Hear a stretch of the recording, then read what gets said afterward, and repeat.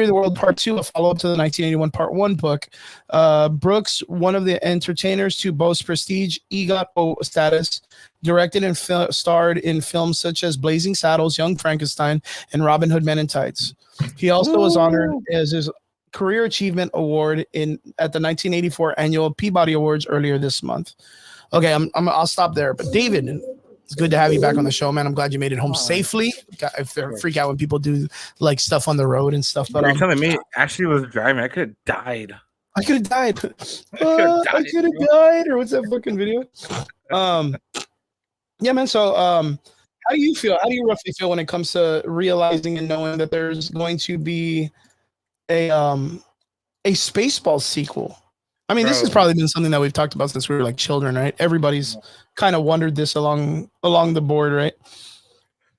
So my brothers, bro. Shout out to my brothers, to Mike and Julio. I know they ain't watching because they got better things to do, right? But, bro, they had me fucking watching Spaceballs like when I was fucking at the age you weren't supposed to, and I fucking love those movies, bro. It's great, man. Jokes that I had no idea, bro, like what the actual context was, you know? It's funny. So, but I mean, I'm looking forward to it. I know it was a Mel Brooks movie in the beginning. I mean, my biggest thing, bro, and I don't want to take the podcast sideways so fast, is I hope they stay to the, you know, the good comedy and they don't try to deter from anything. You know what I mean? Well, yeah, that's kind of like the talking point, right? Because that's what I was wanting to kind of like ask people when it came to this. Because yes, like Spaceballs is like a beloved IP, and to know that they're gonna at least do some type of sequel is something kind of cool and nice to hear that they're doing. But in the current status of like the way Hollywood has been treating films and IPs recently, like how do we feel about this across the board? Like, you know, I mean, there's not really like a large grasp of people when it comes to like the comedy scene. It's like the people that wrote the Ghostbusters series, or they wrote Pineapple Express or Superbad, or I mean, across the board, there's really not much after that. Maybe the people that wrote Jumanji, like what, the fucking Sausage Party, Superbad, like what else is it that we have to reach at for people that can do these type of films? Like, for me, you know, to hear that the guy that's going to be doing it, he's the guy that helped with the writers of the movie that they're going to choose are two of the writers that did Teenage Mutant Ninjas Mutant Mayhem, which was the most recent animated film that they had put out. And I mean, it was all right, but I really wasn't a big fan of how they chose to take the direction of like some of the organics of the Ninja Turtles, or the, you know, the freedoms that they took to change the series, right? Which was like all of a sudden it's like, you know, Master Splinter's like this Jewish guy that learned karate by watching or reading books and like just all this weird shit. When originally it was, you know, the what is it?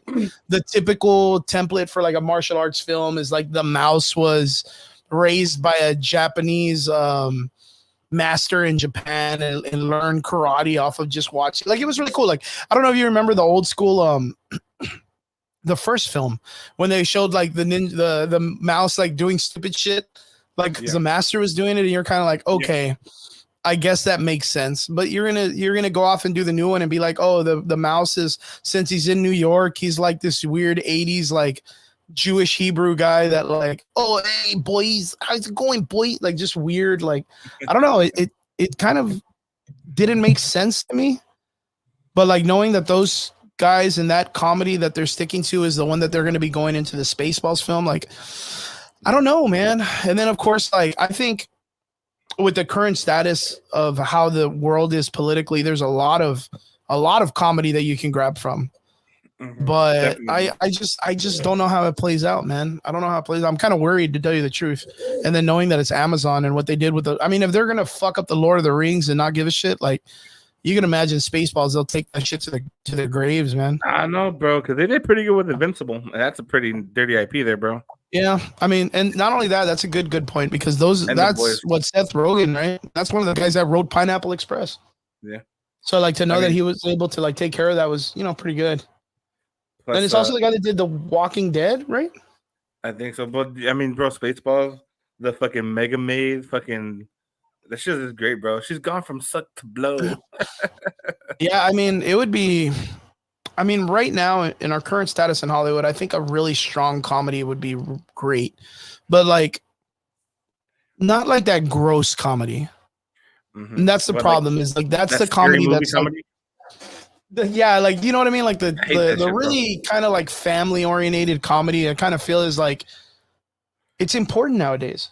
And I don't know if that reigns in the same aspect as the way it was when we talked about a while back about like the golden age of comics. Like if we've reached a part where we just can't do your basic like wham bam, thank you person, and then stands in the shadow or in the light of the sun and does like the typical stuff. I don't know if it's gotten to a point where we have to have superheroes that are like the boys or like Invincible, where it's like super bloody, super violent, super perverted, like where it makes it to where like, oh man, I wish I was like that dude because I would bang a bunch of hookers and fly off into the sunset and save a cat or whatever. And it's like, well, I don't know if you understand this idea of what being a person of like a hero should be.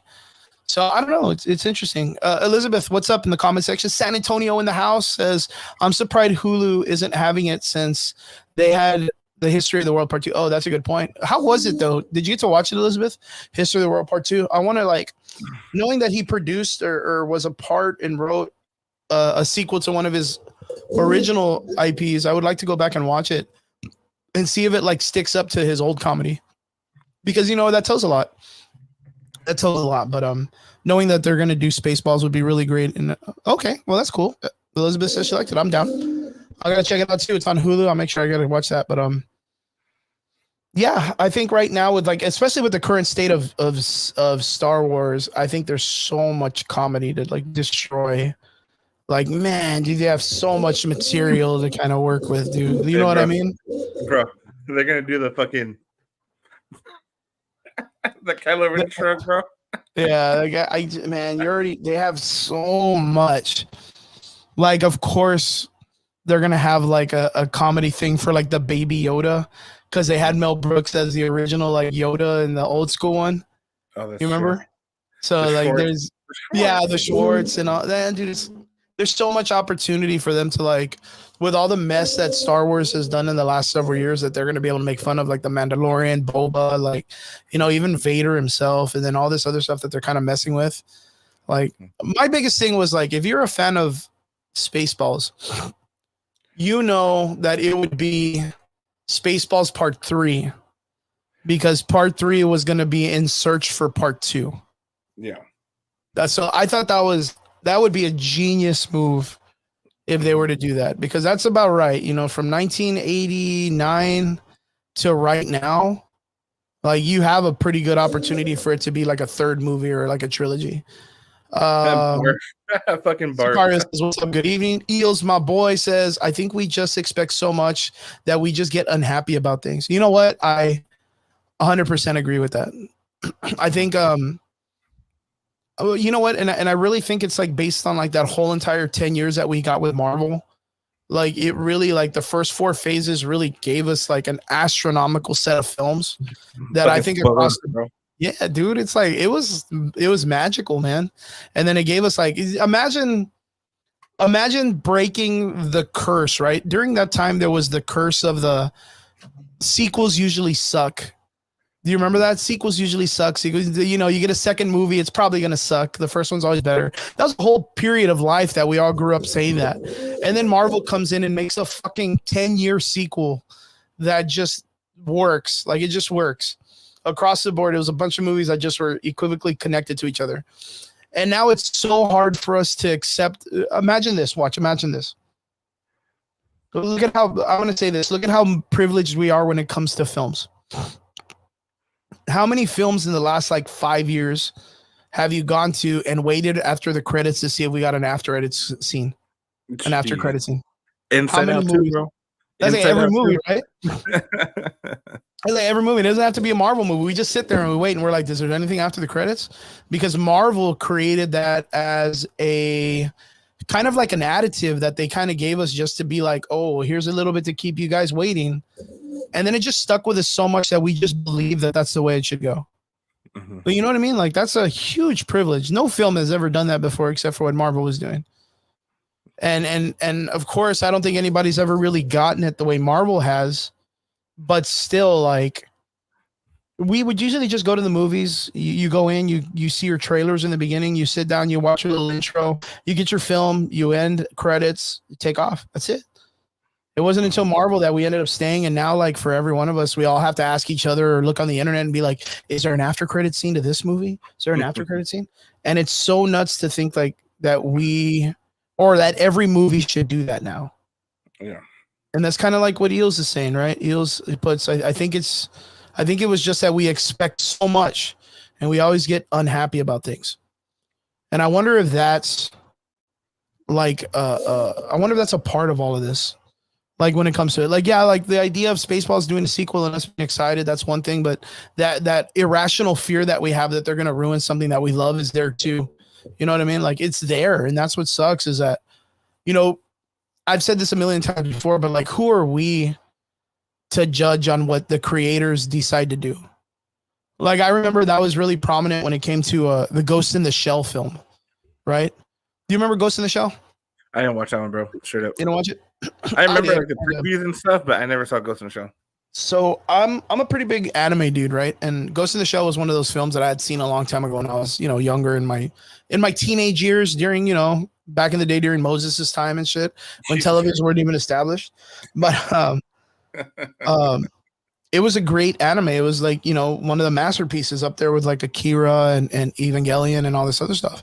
So to hear that they were going to do a live action, just like they did with Battle Angel Alita and all this other stuff, like, I was really excited.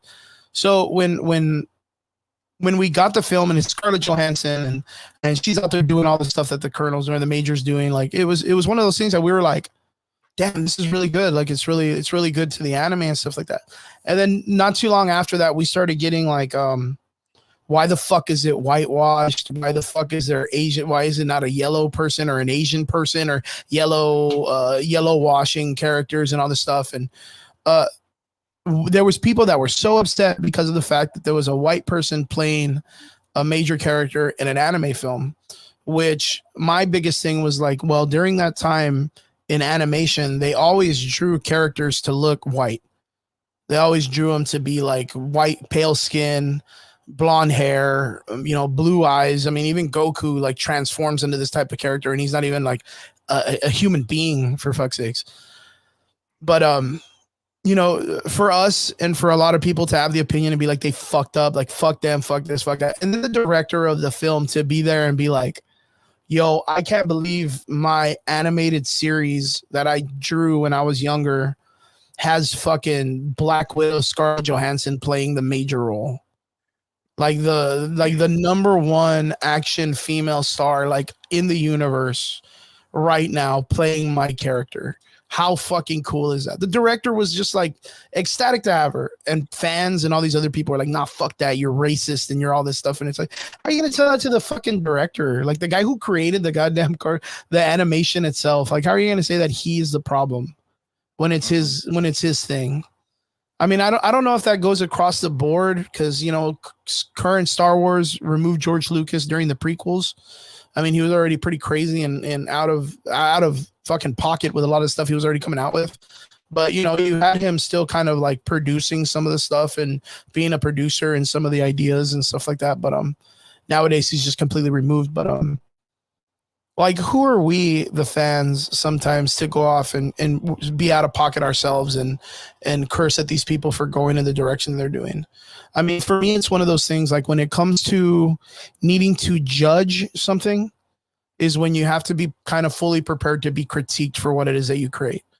And a lot of the time these TV shows and stuff go for like awards and stuff like that, but we don't know the process in which they judge these films. And I think that's important. It's important to call people out when they suck. If you have a friend of yours, now let's say he says he's a really good artist and you pay him $250 to draw you something and it's a fucking stick figure or a tracing or something like that, you're not just going to be like, oh, well, art's subjective, I guess. Subjective. Yeah, you're not going to say that. You're going to be like, hey, bitch, I gave you $250 and you said you could do art. This is bad. Give me my money back and fucking go back to practice. You're not gonna just be it's subjective and just be like, oh well, helping an artist or whatever, you're gonna kind of stick to your wits end when it comes to a certain a certain deciding factor, and I think that's very important in the format we are right now. I think across the board there's a lot of hate. So like, are you at all caught up with like the Star Wars Alkalite stuff? So I just watched the episode yesterday, bro, the newest one that came out or whatever. Oh, okay. And I mean, I thought it was. I mean, it's like what you, me, and Brian were talking about, bro. I mean, it doesn't have that rewatch value, and I think that's a big thing that Brian said. That I was like, oh my god, that's fucking true. But it just gets more confusing, bro. Like, did you see it or no? Yeah, I caught up with it yesterday, but I couldn't. I'm not gonna lie. I'm gonna be just straight honest. Is I couldn't keep my attention. It didn't keep my attention. So like I kept, going to other things or like scrolling through my social media or something else. I just really couldn't focus on it. And I'm trying because of the factor, like I'm one of those guys that I like to go against the grain. And right now, you look at the fucking, I don't understand the bickering part. Like, I don't understand, like, damn, dude, there's some like YouTube channels out there that are like, fuck them and fuck that and fuck you and fuck them. And it's like, hey, dude, control your pussy, dude. Like, you don't have to be you don't have to be a piece of shit. Like, just critique the thing, but give like real fucking, give real feedback. Give real fucking feedback. But it doesn't help too that like, everybody that's on both sides of this equation is so like is so tense. Mm-hmm. It's so tense. You know what I mean? It's so tense, and I don't know how to put that into like any different concepts, because like at one moment you have the main people that run Star Wars being like, oh well, we're gonna make this and we're gonna make people upset, and we know what you want, but we don't want it to be like that and whatnot. But I don't even know. Oh, David, I lost David. The Star Wars people are after him. I guess they fucking realized we were gonna talk about him and they just jumped on that shit. But yeah, I think everybody's just really tense when it comes to like how they accept these episodes and stuff. Let me go back real quick and read some of the comments now that I got a little bit of time. Elizabeth says there was Barf at a con recently within 2 years, and he had made my day, mostly because he has Spaceballs face mask on, and it was great. Oh, that's super cool. I like conventions when people give really, really cool cosplays and stuff like that. Elizabeth says, I wish we could go back to the first season of Marvel films that dropped when Deadpool first dropped. Word up. Welcome back, David.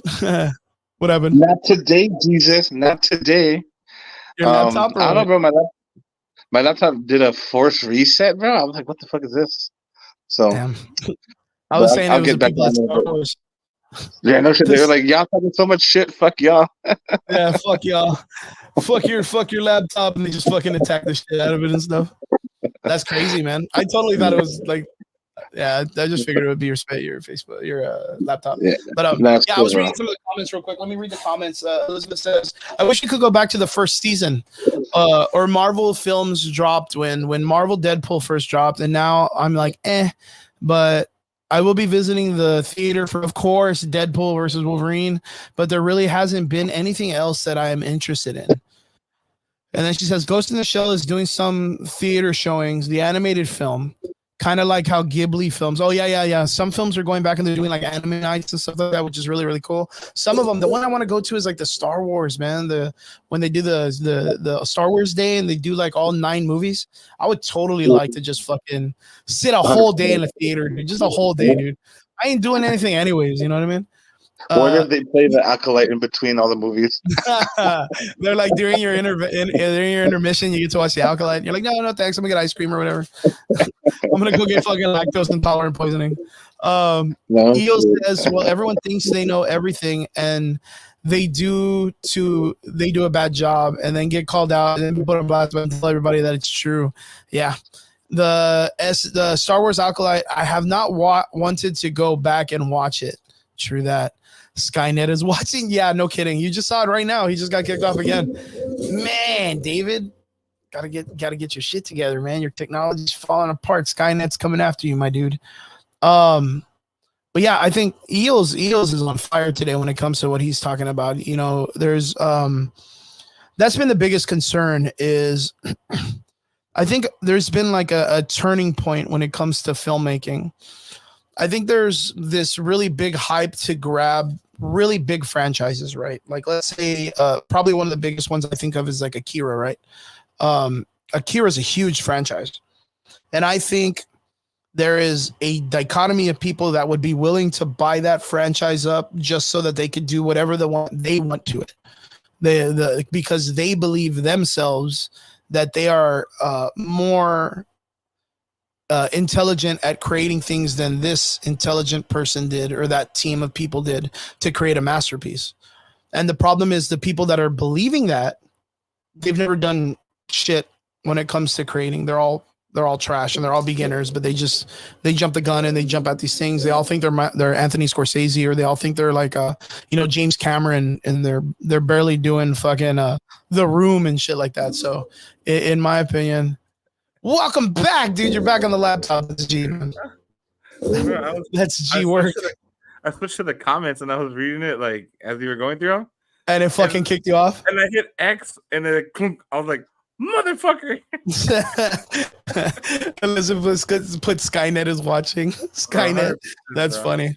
Yeah, what I was talking about is like when it comes to like Star Wars and all this stuff, I think Eels is like right on point what he's talking about, which is there are certain people out there that believe that they think they know more than the people that have done good jobs before, right? You look at something like Star Wars and back in the 70s, in the 80s, and then into the, early 2000s or whatnot, when it came to the prequels, like there was a lot of effort and a lot of love and a lot of pressure that was brought in when it came to being like, oh man, the original 3 Star Wars movies, it created a phenomenal environment and a community of people that love sci-fi.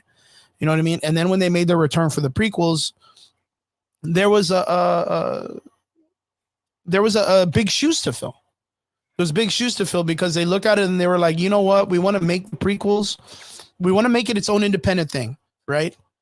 But we want it to be just as beloved and loved as the original 3 movies. And we want to stay as close to the source material and as much as we can. And I think that's what made the prequels a little more successful when it came to the last trilogy of Star Wars, is that when it went in and there was like a care to make sure they didn't let the fans down.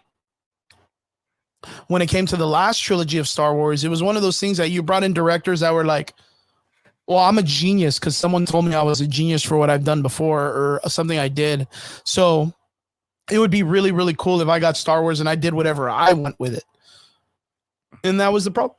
That was the problem. It was one person trying to please themselves rather than and please, of course, the money make part of the series rather than the fans. And I think that's what it's been, is like they're not really in it for the fans anymore. They're just giving us what they believe we should want instead of it being like, hey, I know what the fan, and it's not hard, bro. Like, it's not like they weren't making fucking movies before for the fans. You know what I mean? I just think that the approach is so much more different. Eel says it's Disney, bro. They're talking about the show to shut them down. I don't know what that means. It's Disney, bro. They are talking about the show shut them down. I don't know. I'm kind of a little confused. Eels, got to rewrite that. Elizabeth says I would watch a live action Akira, but only if JYB John Yun Bosch is in it somehow, since he dubbed it. Yeah, that would be really cool. That would actually be really, really cool. There's a couple of other people that would be really, really good. What's up, Miguel? Good to see you, my man. But I mean, Elizabeth, like really, really taking it into consideration, like the standpoint of what Akira was when it comes to a film. It's a very politically driven show. So like you already know that people will be like, oh, well, instead of going with the politics that's based in Akira, why don't we do our own politics and put like our own dichotomy across the board? And it's like, there we go again. Like we go into films to escape. There used to be this idea that when we would watch a film, it was escapism. Like I didn't watch the fucking movie Avatar because I wanted to like learn that the president was this dude with orange skin that was just being a cunt and stealing money. I wanted to watch it for fucking big aliens, guns, explosions, and like giant mechs. Like I didn't watch it for anything. Fucking the Matrix movies. Like I didn't watch it for the dichotomy of politics. I watched it for the fucking kung fu. For the Like, do you know action, what I bro. mean? Like the action, man. I mean, do you watch, like, let's say if you're into romance movies, do you watch the romance movies to hear about who the guy voted for? Or do you watch it just to see them do like running in the rain and fucking telling them each other cute things on the phone before they go to sleep? Like there's things that you watch these films for because you want to escape your own personal situations in life. You don't want to go watch a film based on your job. Like if you went to a film and it was based on exactly what you did, you would fucking hate it. Unless it was like Waiting, right? Waiting, the movie with Ryan Reynolds. You remember that? Where he was like shenanigans and shit. He was a waiter and all he did was like fuck people's foods up. Like that's kind of like the dream, I guess. You know what I mean? You would want to see something because it's a good comedy, but yeah. Was talking about the laptop. Is that what he was talking about? It was Disney that shut your laptop off. Is that what he meant? Yeah, it was like Disney shut it off. They were like, bro, my equipment shut him down. Shut him down. That's funny. Elizabeth says, I didn't mind episode 7. 7 was decent. 8 and 9 went off the rails. I think losing Carrie and the other 2 directors. Yeah, I can agree with that in some way. I don't think it was the loss of Carrie Fisher because if you think about it, they were killing off those characters anyways.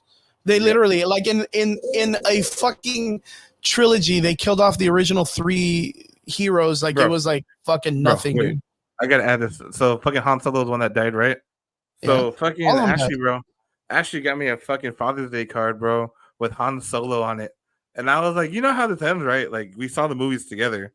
And she's Did like, you put a hole in the middle of it? That would have been funny if she put a hole in the middle of the card. Yeah, no shit. I was like, the son kills the dad. She's like, oh, my bad. I was like, she should have just stabbed it right in the middle with a hole, and that would have been fucking funny, dude. That would have been damn good. I really think that where it went wrong was episode 8, right? They bring in Ryan Johnson, and Ryan Johnson decided to flip everything on its head. You know, added a whole bunch of new like Easter eggs and like little paths for different openings for different things. And it's like, bro, like we're on the last strip of the race, and you start to add extra shit that we don't need. Like, why are you doing this, my guy? We're supposed to bring this to an end, not add more problems to it. And I think that was one of the biggest things. That was one of the biggest problems. He just added a bunch of weird shit to it. He introduced like that whole rich world, like where everybody's just rich and you know they're fucking gambling and they're like, oh, look at these people, like these guys both give weapons to both the fucking rebellion and the empire, like they're the real villains and all this stuff, and you're like, oh fuck, that's right, damn dude, look at these fucking rich pieces of shit. And then like boom, nothing, they just get to stay rich and nobody fucking gives a shit about them or whatever. The kid that pulls the broomstick at the end of the movie has superpowers. No one gives a fuck about that kid anyways. Like it's just across the board, he just added a bunch of random shit that we didn't need. But she also says Pizza the Hut needs to be a villain in the movie, or I want his backstory as, I mean, if we're looking at the dichotomy of Star Wars, Pizza the Hut would just be a mob boss, which I mean they did an excellent job in Spaceballs with. Pizza the Hut, dude. We got to go a whole episode of Spaceballs. I fucking love that movie. That would be a great. I would love to do an entire episode dedicated to Spaceballs. I would love to just talk about how good it was. Eels, hell of a good movie. Yes, it was. And said Elizabeth said they had a pharmacy tech show on Amazon. I think I heard it was good. Never watched it. A pharmacy tech show. That's weird. See some shit, bro. I can tell you that right now. Yeah, I mean, Amazon's got their fingers in everything, man. Like literally everything. They just did a movie about, I want to say, the WNBA. They just did a film about the WNBA not too long ago. But oh yeah, and that's the other thing too, man. The internet's been a crazy place. Miguel's like, what do you guys do when your NES games won't work? You know what they do or what? You sent me the damn meme, bro. Yeah, the Hawk 2. I mean, that girl, like, what's the story? So this chick was doing like one of those like drunk interviews. Yeah. And she went off and said that you gotta just like, to keep a man happy, you gotta just like spit on his cock or whatever the fuck, right? Yo, this chick was like a school teacher, and I think she got fired for the internet, right? And now she has like a whole entire merch shop and like all this stuff of the Hawk 2 movement. Like, can you imagine that's all it took to become internet famous? Like that's the skill base that you need.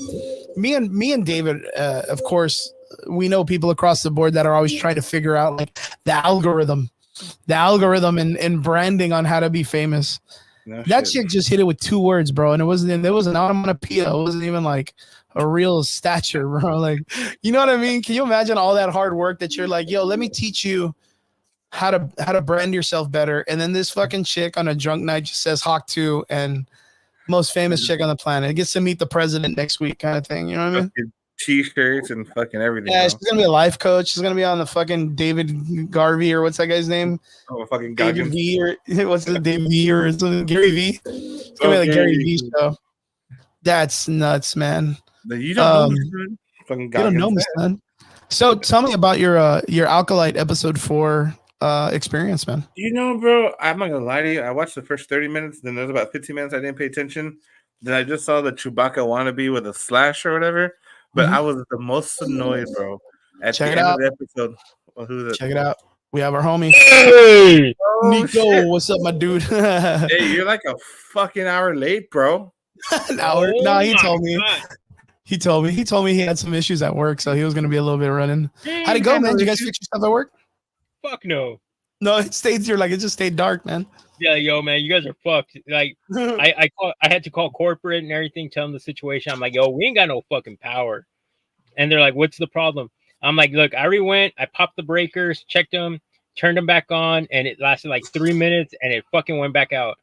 And they're like, oh, well, what's the issue? And I'm like, it's the air conditioning unit. And they're like, are you serious? I'm like, yeah. And they're like, what unit is it? And I tell them the unit number. And they're like, okay, we need to send somebody out there to check, right? Well, it's fucking Sunday. Nobody wants to be working on a Sunday. Yeah, nobody like, works on Sunday. yeah. So they're like, oh, your best bet's probably just going to be probably tomorrow, maybe after 8 a.m. I was like, wow, okay. You could have just told me this and I would have saved so much time. Like, You're dedicated, bro. I would have just left 100%. bro, like, hey, that's 3 hours that I just kind of sat there in the dark. Like, okay, cool. Waiting for a fucking phone call. That's funny. Fucking crazy. All right, so right now in the conversation, we are talking about, of course, Star Wars Alkalite Episode 4. I don't know if you had the opportunity to catch up or watch a little bit of it or no. Dude, I haven't, I swear to God, I haven't even seen one fucking episode. Okay, well, I really Horrible. don't think you're missing too much. But David got to watch it. I got to watch the majority of it. Whatever my sleep paralysis allowed me, my sleep paralysis demon allowed me to watch the show before it knocked me out every time. But yeah, but I guarantee hold you on. probably heard. What's up? Hi, Michael Betancourt. He jumped on. Hey, what's up, Mike? Good to see you, man. Across the board, like, do you are you pretty familiar with the? I mean, I guarantee across the board you've been watching like all the YouTube stuff, and you've seen like all the drama that's in like evolving from just this one show. Okay, so I heard from the last one, I think it was episode 2, Mike? that everybody was hyping up episode 3.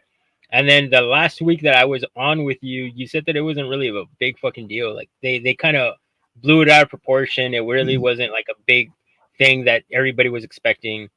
You know, I don't know. So like I said, I haven't seen not even one episode, but of course you see little glimpses here and there. Like, but I don't know, man. Like I just haven't jumped into it. I think the current status is, I mean, if we break it down, we all know that like the legacy stuff in Star Wars and in the books and all the stuff that used to be there back in the day, it's all been kind of like taken out. Like it's all red count. So anywhere they decide to go, I think George Lucas said it best, is that it's a treasure trove of stuff that he kind of like gave to Kathleen Kennedy that she could choose to use if she sees fit. That was George Lucas saying, here's a bunch of shit, thousands of pages of books, games, board games, cards, movies, comics, everything. I'm going to push this to her. It's not official anymore. It's not canon. None of this stuff is a part of it. But if she chooses to use anything, she has the right to do it. And I think that's the current status that we're in, is that these people are kind of picking and choosing on what they want to go with, and they're trying to go out there and create something bigger. You know, there is like when it comes to, a lot of people are complaining because they've introduced these witches, right? It's not something too far-fetched that are like the witches that were established in the sisters, right? The Dark Sisters, or what are they called? the ones that are in Ahsoka Tano. I forgot their names, but they're not very far fetched. So what if by chance, and I'm not saying it is what it is, what if the witches are an earlier organic status to what the sisters of Dathomir end up becoming later? Like, what if that's like the antithesis to them when they were like 100 years in the past? You know what I mean? Like organically, if it ends up, going and going and going and going, eventually they're going to become something bigger and stronger and whatnot. What if that's the case? Like, I think it's just a lot of people are, when it's not given, it's like Eel said, when it's not given to us and we have this high expectation, it instantly breaks our heart the moment we get it. And I think that's what's going on a lot. And of course, there's a lot of just hatred across the board because of like politics and where people sit and stand in politics and stuff like that. So people instantly go against it at the very beginning, right? So okay, so somebody like myself that hasn't even seen one fucking episode of this thing, mm-hmm. is it worth my time? Really, that's really the question here. Like, right do you think it's building up to something that's going to be fucking awesome in the future, or do you think it's kind of like you're not even sure where the hell it's going at this moment? I kind of feel like it's hard to tell because they haven't given us a lot of information on what everything has conspired to yet. And that's the problem, is we're about to be episode 5. Eels is like, nah, I'm reading the fucking comments, bro. I'm over here cracking up. Everybody's out of pocket. Michael Betancourt says, my call is that the twins aren't what they are being made out to be. I think May was supposed to be a Jedi and Oso was supposed to be darker than we are currently believing. Yeah, I can see that. Like it's almost like since they were born of the thread or whatever the sisters or witches chose to call their version of the Force, which the thing is Michael agreed with me on this. There has been so many pockets across the Star Wars universe that have all been like Force users that called it something else, or they were able to use that power without needing to specifically call it the Force. It's just symbolistically across the board, the most popular team of people that are using it are the Jedi and the Sith, and they both call it the Force.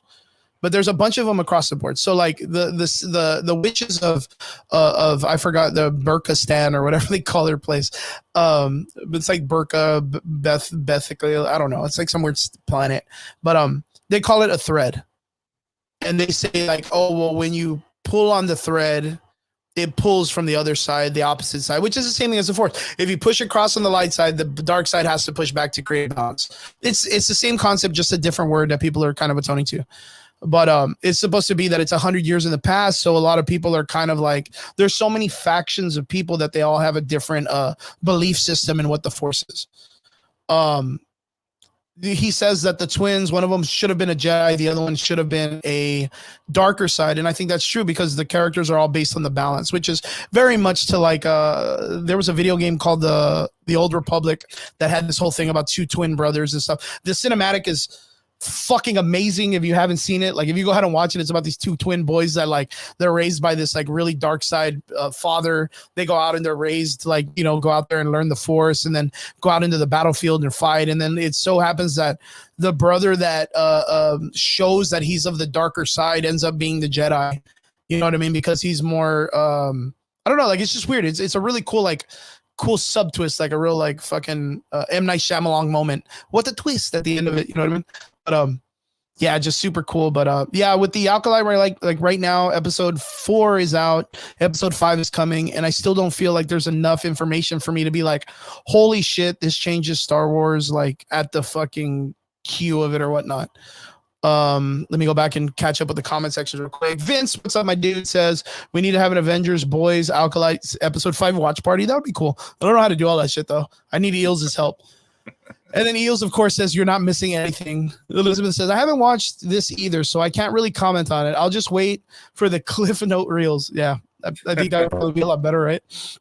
And then Eel says, bro, I would rather watch a backstory of Jar Jar, and I bet it's going to be 1,000 times better.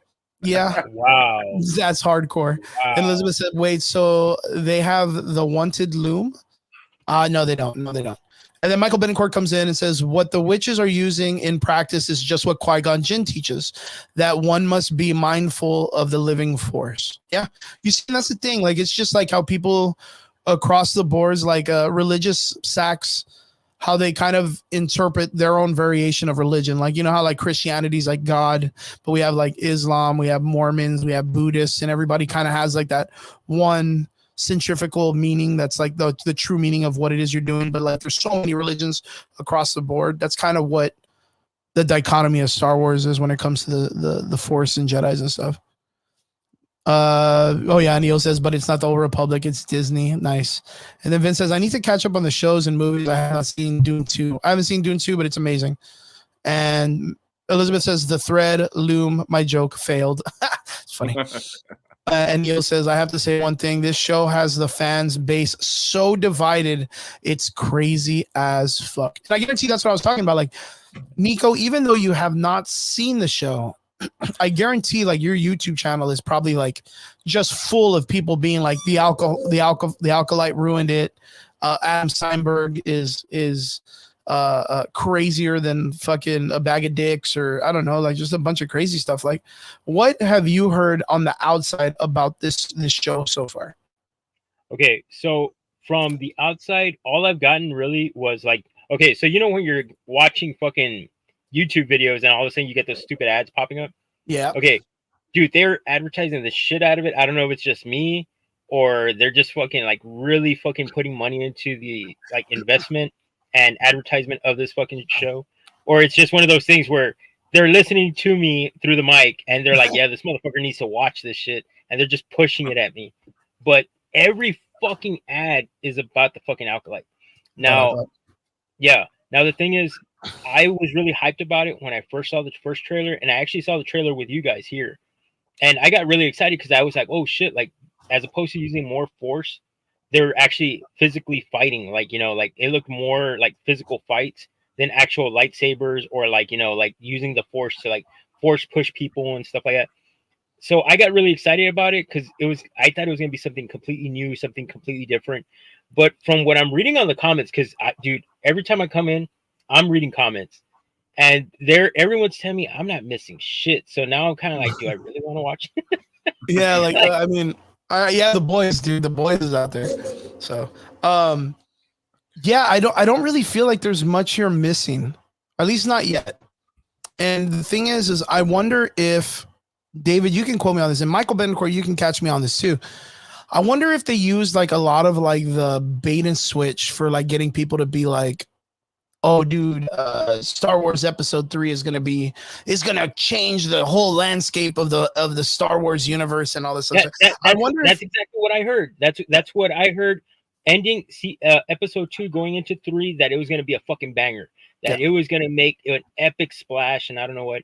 And then last week you said it fucking sucked. So I was like so what's crazy is like the last ploy that I've ever seen done like this that it worked though was The Walking Dead when Glenn died. Like I don't know if you guys remember that, but like The Walking Dead when Glenn died, it was like the show had already been slowing down. You know, not a lot of people had been fans of The Walking Dead or anything like that. And then they started to bring out, well, Negan's here and Glenn's gonna catch up. I mean, you know, Daryl was like this whole brand new character, so there was already changes done in the show. But the thing is in the comic book, there was a really big, gruesome scene that happens to Glenn in The Walking Dead. I don't know if you guys remember The Walking Dead. Nico, you remember The Walking Dead? Oh yeah, where they pop him in the back of the head and they smashed his fucking skull in, right? Yeah, so that was in the comic books, and a lot of people had already fallen off The Walking Dead. But when Glenn's death came back, that was the biggest show television return, like numbers wise, in history. Everybody came back to see if they were going to do it. And no one even read the fucking comic book. You know what I mean? Like no motherfuckers are out there reading comic books of The Walking Dead. They were just like, oh man, I heard they were going to kill this guy. I wonder if they're going to do it.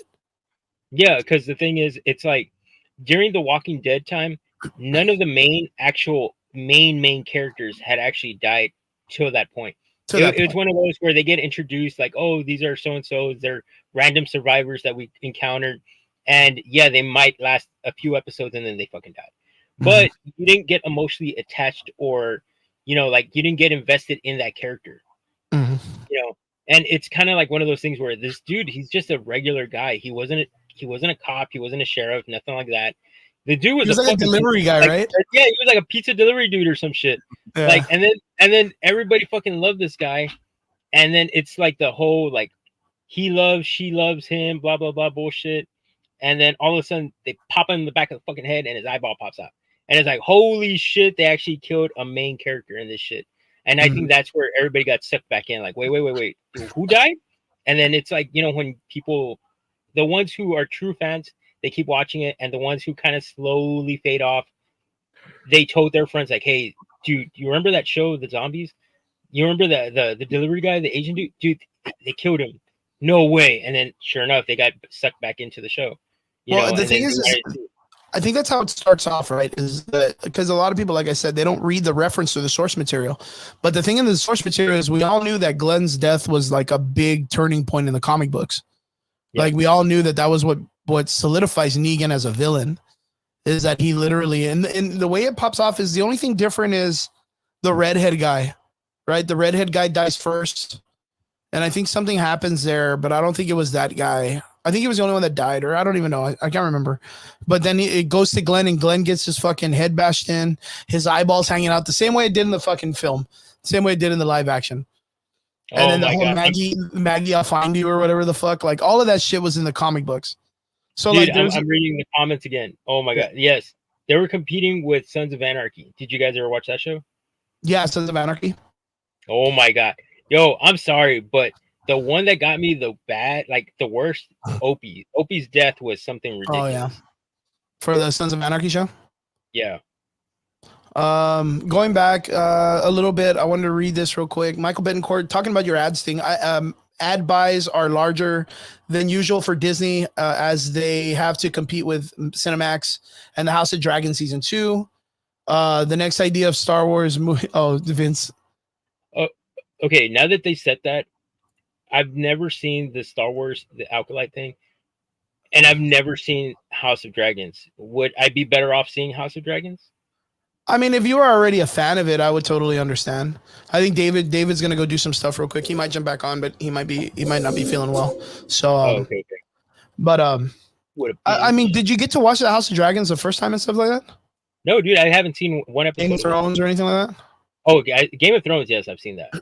I feel like if you're already a fan of Game of Thrones and stuff like that, like the House of Dragons and all that stuff kind of goes right down your alley. And I don't think they're going to change it much because that show was already created with like, it's kind of like The Boys or like all this other stuff where there's a gratuitous amounts of like violence and sex and all this other stuff that they already pushed the envelope far enough that they really can't really go too far. 956 Jedis, that'd be funny. Cud Jedi. House of Dragons is solid. Michael Betancourt says that's awesome. But I feel like since it was already established through the show, like on HBO Max or wherever it's at, you already understand the format of the show. And I think that's been the problem with Star Wars is that the Star Wars format changed from the originals from being like an Indiana Jones adventure story, very like homely, very very Goonies. There was something about it that the way it's written is very family oriented. Then it jumps to the prequels, which the prequels were a lot more serious when it came to like the political nature, the background of Star Wars, and the whole like the desperation between Anakin and him trying to find himself in the world where he doesn't even know who he is himself. Him being this Messiah character, Obi-Wan being like the actual person to like kind of like be like the truest form of the Jedi, and like him working alongside like, you know, Qui-Gon Jinn, like they mentioned earlier, who was a Jedi, but like in the nature of it kind of like still gauge things using emotions in a way. Like, so he was kind of like, probably a lot of people are like, oh, he was the closest to like a gray Jedi, but it's because he was coached by Dooku. And Dooku was this guy that was very open-minded to a lot of like the darker side of the Force and stuff. That's why he ended up changing sides and stuff. And it wasn't even based on it being dark side. He just changed because he's crazy. Yeah, the prequels had like a more serious, like adult tone. It almost like it changed with the fan base. If you were a child during the Star Wars movies when they first came out, then when the prequels came out, it was like you should be at the age to understand that, you know, we can add a little bit more of the political standards and all that other stuff. It was super good. We got another guest coming in. We got Brian. Brian, what is up, my dude? Yo, what's going on? What's going on? Yo, what's up, brother? What's up? It's good to see you. Good to hear from you. Good to hear from you. We are here. I'm here with Nico. David was on. David had to get off real quick, but he might come back on in a bit.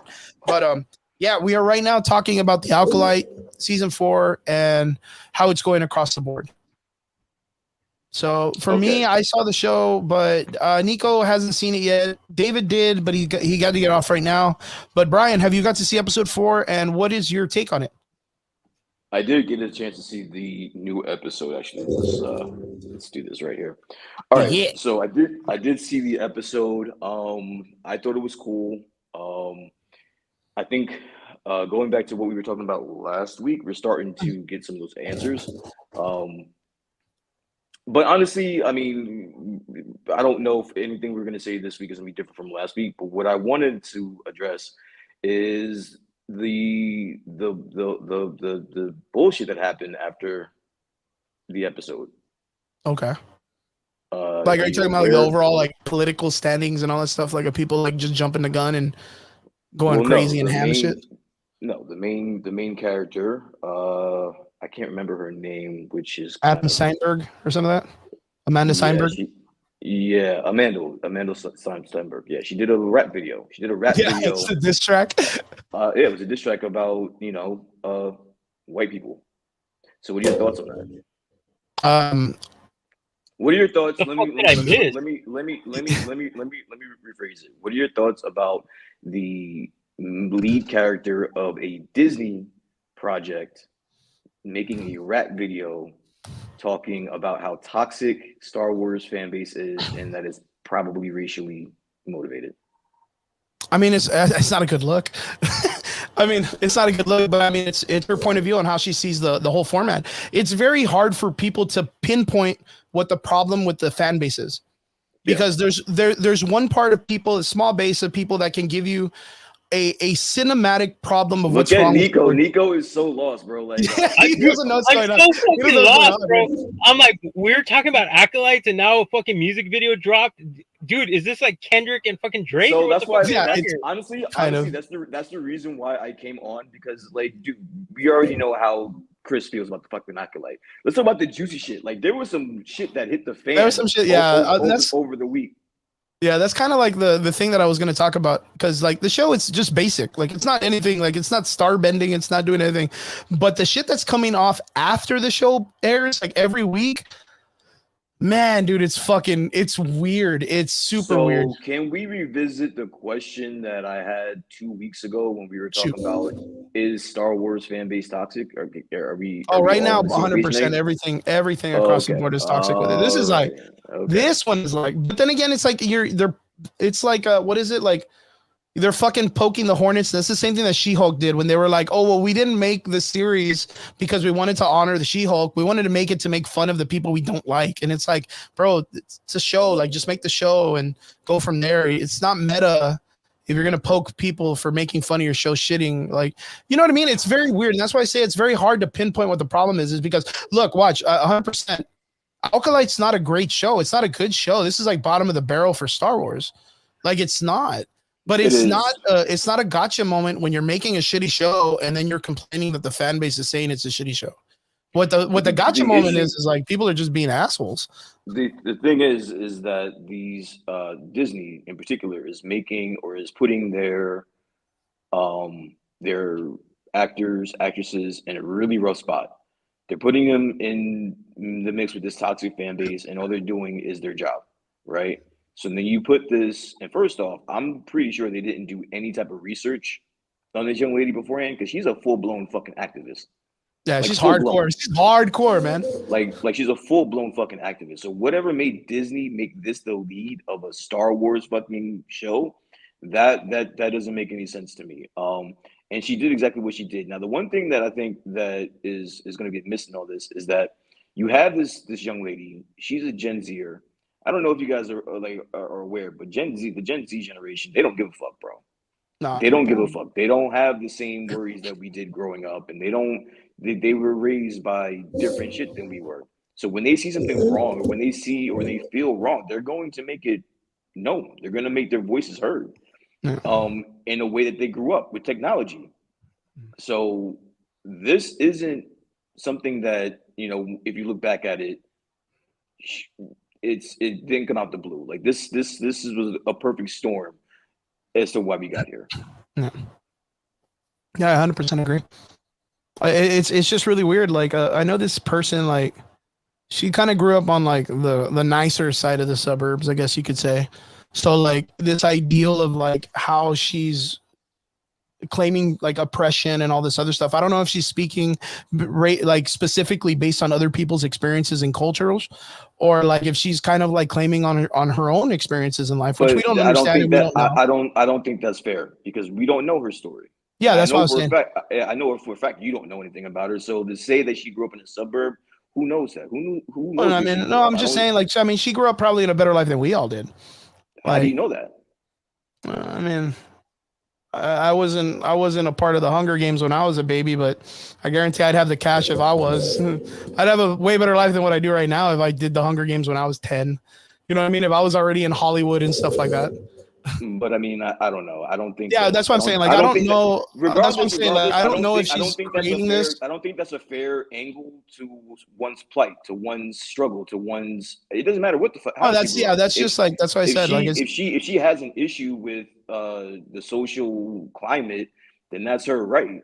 I just think none of that matters. None of that shit, what you just said matters because if she feels as though something's wrong, then again, she's a Gen Zer, bro. She's gonna speak up and she's gonna speak out, like regardless so. of how she Do grew you up. think, based on her current uh explanations and stuff like that, that Disney has been racist this entire time when it comes to like how it's created its characters? Her problem isn't with Disney. Her problem is with the fan Well, base. okay, well, let's say the fan base. Let's say the fan base that the majority of the reason why people are complaining about the show is based on racism. Like, is that what you think? Is that what you feel? That's not what I feel. That's what she said. It doesn't matter what I feel. Again, this is her point of view. This is her how she feels. What I feel, I don't. It doesn't matter in this conversation. We're talking about how she feels, how she expressed herself, and how do you feel? How do you feel about the way she expressed herself? Do I feel that the fan base is racist? I'm pretty sure there's a small part Like a of percentage that. or something, right? Like some There's a haters small and shit. percentage in that. But again, I don't think I'm in any position to say how she feels. And how do you feel about it? Like overall, like her doing a diss track and doing all that stuff. What do you think it puts like the format of where we're going forward with the next couple of episodes in the series and all that stuff? I don't think it's a good look. I really personally don't think it's a good look. It's definitely not a good look. I mean, there is a time and a place, although I think that she is well within her right to speak and voice her opinion. I think there is a time and a place, and I think that you listen, if you're gonna dance, you know, to that drum or to the beat of your own drum, you're gonna have to take whatever comes with that. If there is a blowback because you're doing this representing Disney, then you just gotta hold whatever comes with it. Yeah. You know what I'm saying? Like I don't. Go ahead, Nico. On that part, I do agree with Brian. Look, we all know Disney is a monster. Okay, now for her to get this role and a very big, significant role, I totally get it, and I congratulate her on that. But if she's gonna go back and say these things about fans, you know you're gonna get backlash. And then on top of that, we don't know how Disney's gonna see this. You know, they could take it the wrong way, and it's like Brian said, like, hey, you got to be prepared. There's gonna be some backlash to this, and if you get blacklisted as an actress or an actor for what you believe in, if you strongly believe in your beliefs and you're gonna stand by them, I'm letting you know right now in this type of industry, especially with big guys like that, like Disney, be prepared to be blacklisted. Well, I don't know, man. I really don't think that someone in her position gets blacklisted. The chick that hired her, I forgot her name. The one that worked for Harvey Weinstein. What's her name? Alkalite showrunner. Let me see. Alkalite show. I can't even fucking spell. Leslie Headland, right? Leslie Headland, when they had created this character, they literally wrote it around Amanda Seinberg's, like, her as an actress. They didn't go and look for actors or have people come and do like read offs or whatever. They literally wrote it around her person already. So she was already like considered for the role. They even created the Osha character and the May character based on this person. So being that she's like I guarantee like they had already known that she was like a full blown, like you said, like an activist or someone that speaks out of that nature. And they had this role specifically, or not this role, but like, well, yeah, they had the role directed for her, but like the idea of bringing someone of this nature into the Star Wars dichotomy, right? So they had already planned to have this person be a part of it in some way. I want to go back and I want to read some of the comments. Starting from Elizabeth, she says, "Oh, King Yeti, what's up, my dude? Good to see you." He says that video was intravenously cringy. Elizabeth said, "I feel like what happened to John. I'm not surprised that another actor would call that out. At least they didn't have to be worried about being dropped like Gina Carano." Right? And then Mike says, I give it and take of that all of it is toxic. Old fans aren't accepting of the current show. New fans are worried about welcoming new stuff. Everyone is blaming race, but no one is focusing on the different stories that about the damn Jedi and Sith. True, nobody's focusing on the good and the evil stuff anymore. King Yeti also says, "How is the fan base toxic? Is it that the people that grew up with it and they hold the source material sacred, or is it the newbie woke as fan base that holds none of it, none of the direct sourced material or sacred material?" And then he put, "Is she right?" I'm not really sure. I haven't even seen the whole video. I've been wanting to catch it, but I can't find it on YouTube. And then Michael says, "I agree with Brian and the fight within Gen Z. Even if she didn't grow up rough, she can see it happening to others and chooses to still fight." True. She chooses violence to use her platform. It's not violence. It's just dancing. It's not violence. Michael Benswords, I'm betting it's bad optics, but it's good press. Yep, we've talked about this before. Any bad advertisement is good advertisement. So Gen Z what do you think about that though? Like with the idea of her going off and making some weird dance and doing a diss track specifically out to the audience, that this may force a lot of young Gen Zers to support her and jump in and watch the show. I don't think that happens because none of the Gen Z people are watching the show in the first place. Like a lot of those people aren't watching Star Wars because they like the stuff. They're not going to watch it because just someone comes out and asks for support. I really don't see it. And then Elizabeth says she felt froggy and she jumped basically. Yeah, pretty much. I think it's going to be rile up the fans base, but that's already raw even more. But if someone is all about cancel culture and gets canceled, well, that's on them. That's true. That's very true. I didn't even think about that way. Man, Elizabeth always coming and dropping knowledge. That's their and they need to do it on their own. I hope it doesn't end up badly though, because people are nuts. Absolutely correct. That's absolutely correct. So this girl comes out and she makes a diss track, and they're talking about, of course, it's like Brian said, she comes from a culture, a different time than us.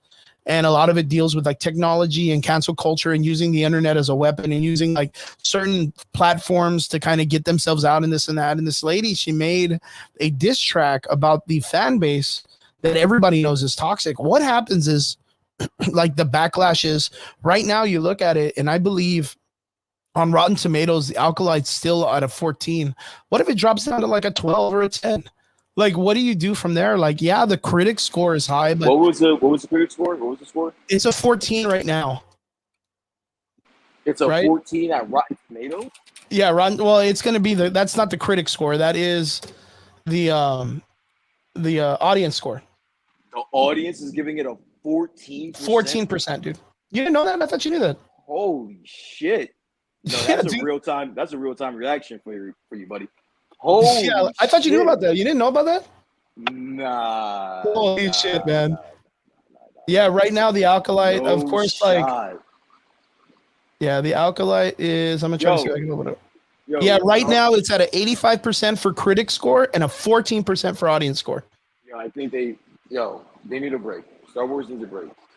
It's a good way to put it. Okay, so again, it was at a 14. It was at a 15 episode 3, and then after episode 3 turned into a 14. So now it's been sitting here for the last couple of days, but now what? What if it jumps down to, like I said, like a 13 or a 14, or like a 13 or a 12? Are you because of like the backlash for this character? Chris, it's at 14%. Who cares if it drops one more fucking percent, bro? That's fuck are we because talking Yeti about? said it was lower, dude. It came up from 11, dude. Like, well, at that point, we're just splitting hairs, bro. It sucks to the people, bro. Dude, Brian. So wait, okay, so like, okay, I thought of this last week, and you guys can tell me if it's not smart. It's at a 14% right now, and it's across the board. Like, and you said it too, and Michael Betancourt, you guys made a good point, and you said, you know what, all PR is good PR. It's being talked about across the board. You look at any social media right now, and it's alkalite, but it's not good. Like, do you think there's a chance that it doesn't reach peak and it doesn't pique anybody's interest? The numbers get lower and they just pull the series before it airs. Like, do you think that's a possibility? I think that's a huge possibility. It's supposed to be 8 episodes long. They're barely on episode 4, and it's like it's literally got the worst score in any like streaming service like series ever. Well, yeah, but at this point, I'm pretty sure the entire first season's already done. Like, oh, dude, that's 100%. It's done. There's a budget yeah, of so they're just gonna $180 million. let it run, bro. I seriously think they're just gonna let it run. Yeah, And, yeah, you're honestly, right. They're gonna let it run. They're gonna get the whole 8, hoping that maybe the storyline gets a little bit better and people get more intrigued by it. You know, Yeah, as because it that's slowly goes up. But realistically, like Brian said, dude, it's that fucking low. 1 or 2 points ain't gonna make a fucking difference. So at this particular point, they could advertise the shit out of it, but if people fucking still backlash on it and they say it sucks, then yeah, I think I could see them pulling the shit off. Like, yeah, you know what? Just pull it. just pull it off. Yeah. Brian, what do you think, man? I'm here. Say it again. I'm still working. Yeah, I know. I figured you saw it work. Brian, just agree with me, Brian. I'm right. Nah, okay. So listen, Nico. The world will freeze over. All right, before I agree with you about anything without a fight. Oh, anything across the board. Oh. Agrees You in gotta general, earn that dude. shit. No, That's wild. What was the question? And I love Okay, you. so the idea is with it being so low, with the audience score being at a 14, and them needing 4 more episodes to go because they're barely halfway through the series. Do you think there's a possibility that it, like, just for ratings and what it's been doing to like numbers and grossing numbers and stuff like that, and it not making money and it like tanking, that Disney just says, you know what, fuck it, pull the show. We're not going to show the rest of the episodes. Like, we'll cancel it mid-season. What sense would that make? Huh? They already put too much money into it, bro. They're not just gonna pull it. They're just gonna let all 8 episodes run. Nico, you got to remember the Batgirl situation, man. You got to remember the Batgirl situation. Batgirl situation, they had a whole ass movie done already. They had a whole ass movie, and they needed movies to make money. And they were like, nah, pull that bitch. Brandon Fraser's in it. We love him. He's an icon. But fucking, we're not going to play this movie. Like, we spent a bunch of money, throw it away. All right, but that was a project that never came out. This is a project that is this is already came out. This is mid-season. They're not gonna pull it. Like, that's a very overly aggressive move that would just make things worse. Just ride it out. It's already out. Dude, it's at a 14%. Like, how much worse can it fucking get, bro? Like, this is what is boggling my mind. Like, that's bad. So Brian. Okay, so my question is, because I know you've been watching the series and we've come on, we talked about it a couple times already. You know, the episodes we've seen, and you said you've kind of enjoyed it and stuff like that. Like, how do you feel? Like, being that, you know, you've been enjoying the show, you haven't been thinking it's all that crazy or whatever people are saying, but knowing that the audience score is at a 14%, how do you feel about it now? It never really changes my perspective on something. If I like it, I like it. I don't care what the audience score says. Okay. I think it's a lot better than 14%. I think a lot of that, if not the majority of it, is just hate. Because the show is, I don't care what anybody says, the show is not a 14% Rotten Tomato. Like, there's just nothing you can do or say to convince me that. And that's just my opinion. Brandon. Okay, good. So yeah, that's I don't. It doesn't sway my opinion in any way whatsoever. Okay, good shit. So without any of the outside source or any of the critiques or any of the reviews or anything like that, what did you think of episode 4? What did you think the goods and the bads were? Like, you can kind of like small it, because I know you're at work and I don't want to, you know, keep you going or get you in trouble or anything like that. But like, how do you feel about the episode? What did you like? What did you like? What I thought the episode was decent. I don't think that it was anything. It was a filler episode. It was more filler than anything. Yeah, I gotta keep it short. I gotta go. But yeah, I liked it. It wasn't anything that was overly, you know, spectacular. I do like that the Sith was introduced, or the Sith Lord was introduced here. The Sith Master was introduced. Can you give me something to drink? Can't wait to see if there's going to be like a fight, because that's what we're going to get into now. Like, because it's going to pick up. We're only halfway through this show. We just met the Sith Lord, and we're going to get a dope fucking lightsaber battle. Yeah, we should be getting a big fight scene this coming episode, right? Yeah. So let's see it. I mean, I'm going to hold out judgment on the show until after this episode is teetering along the mid to a little bit better than mid. If this episode is a dud, I'll come in here and be the first one to tell you this is a dud, and fuck it. I kind of feel like, in my opinion, this is the most Star Warsy episode that we got. It was really nice to see them like kind of expand on the universe and show us like, you know, this weird forest planet, like kind of like off planet with like these weird flying creatures. What I didn't like is I didn't like that they didn't at least give us some fight scene with the Wookiee Jedi. Like, I was kind of disappointed with that. I don't know if you kind of felt the same. I kind of wanted to see the Wookiee kind of like, you know, fight somebody or do something. But of course, I think the reason why that was pulled was I think it would have given too much of like the Sith Lord. It would have given too much information on who they are. And at the same time, I didn't like their excuse, which was like they said they didn't have the budget for the fight scene, which I was like, bitch, you had $180 million, which is 200,000 or well, yeah, 200,000 short of what the fucking Dune movie had, and it was all fights. And you're telling me you couldn't have a Wookiee with a lightsaber? Get out of here, you fucking posers, man.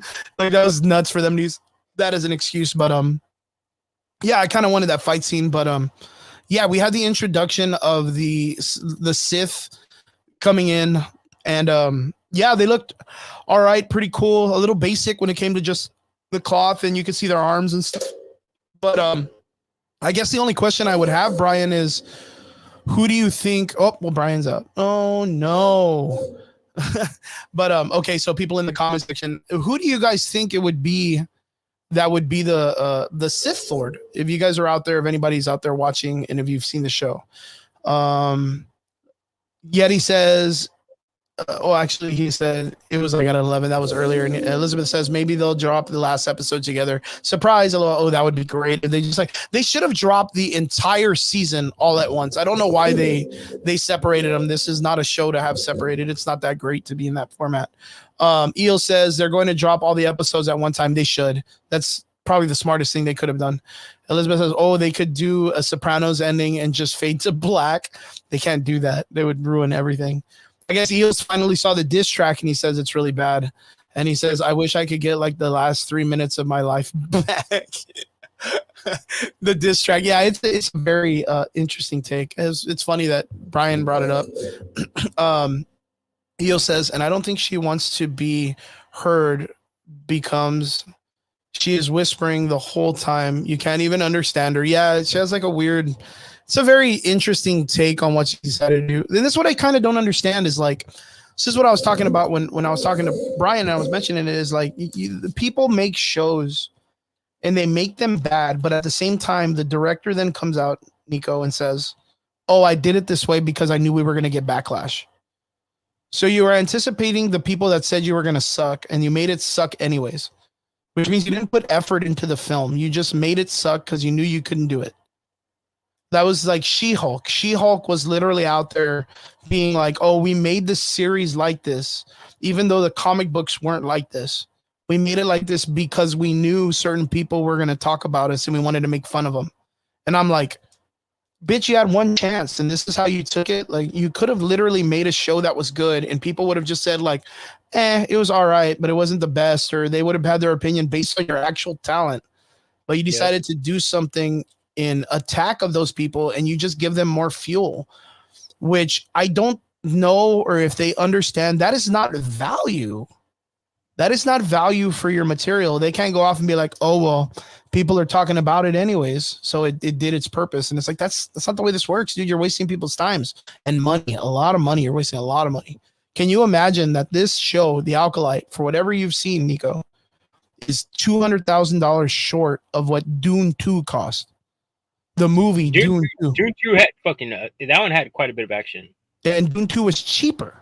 No, was it cheaper or was it more? I think it was more. I think it was 200,000 more.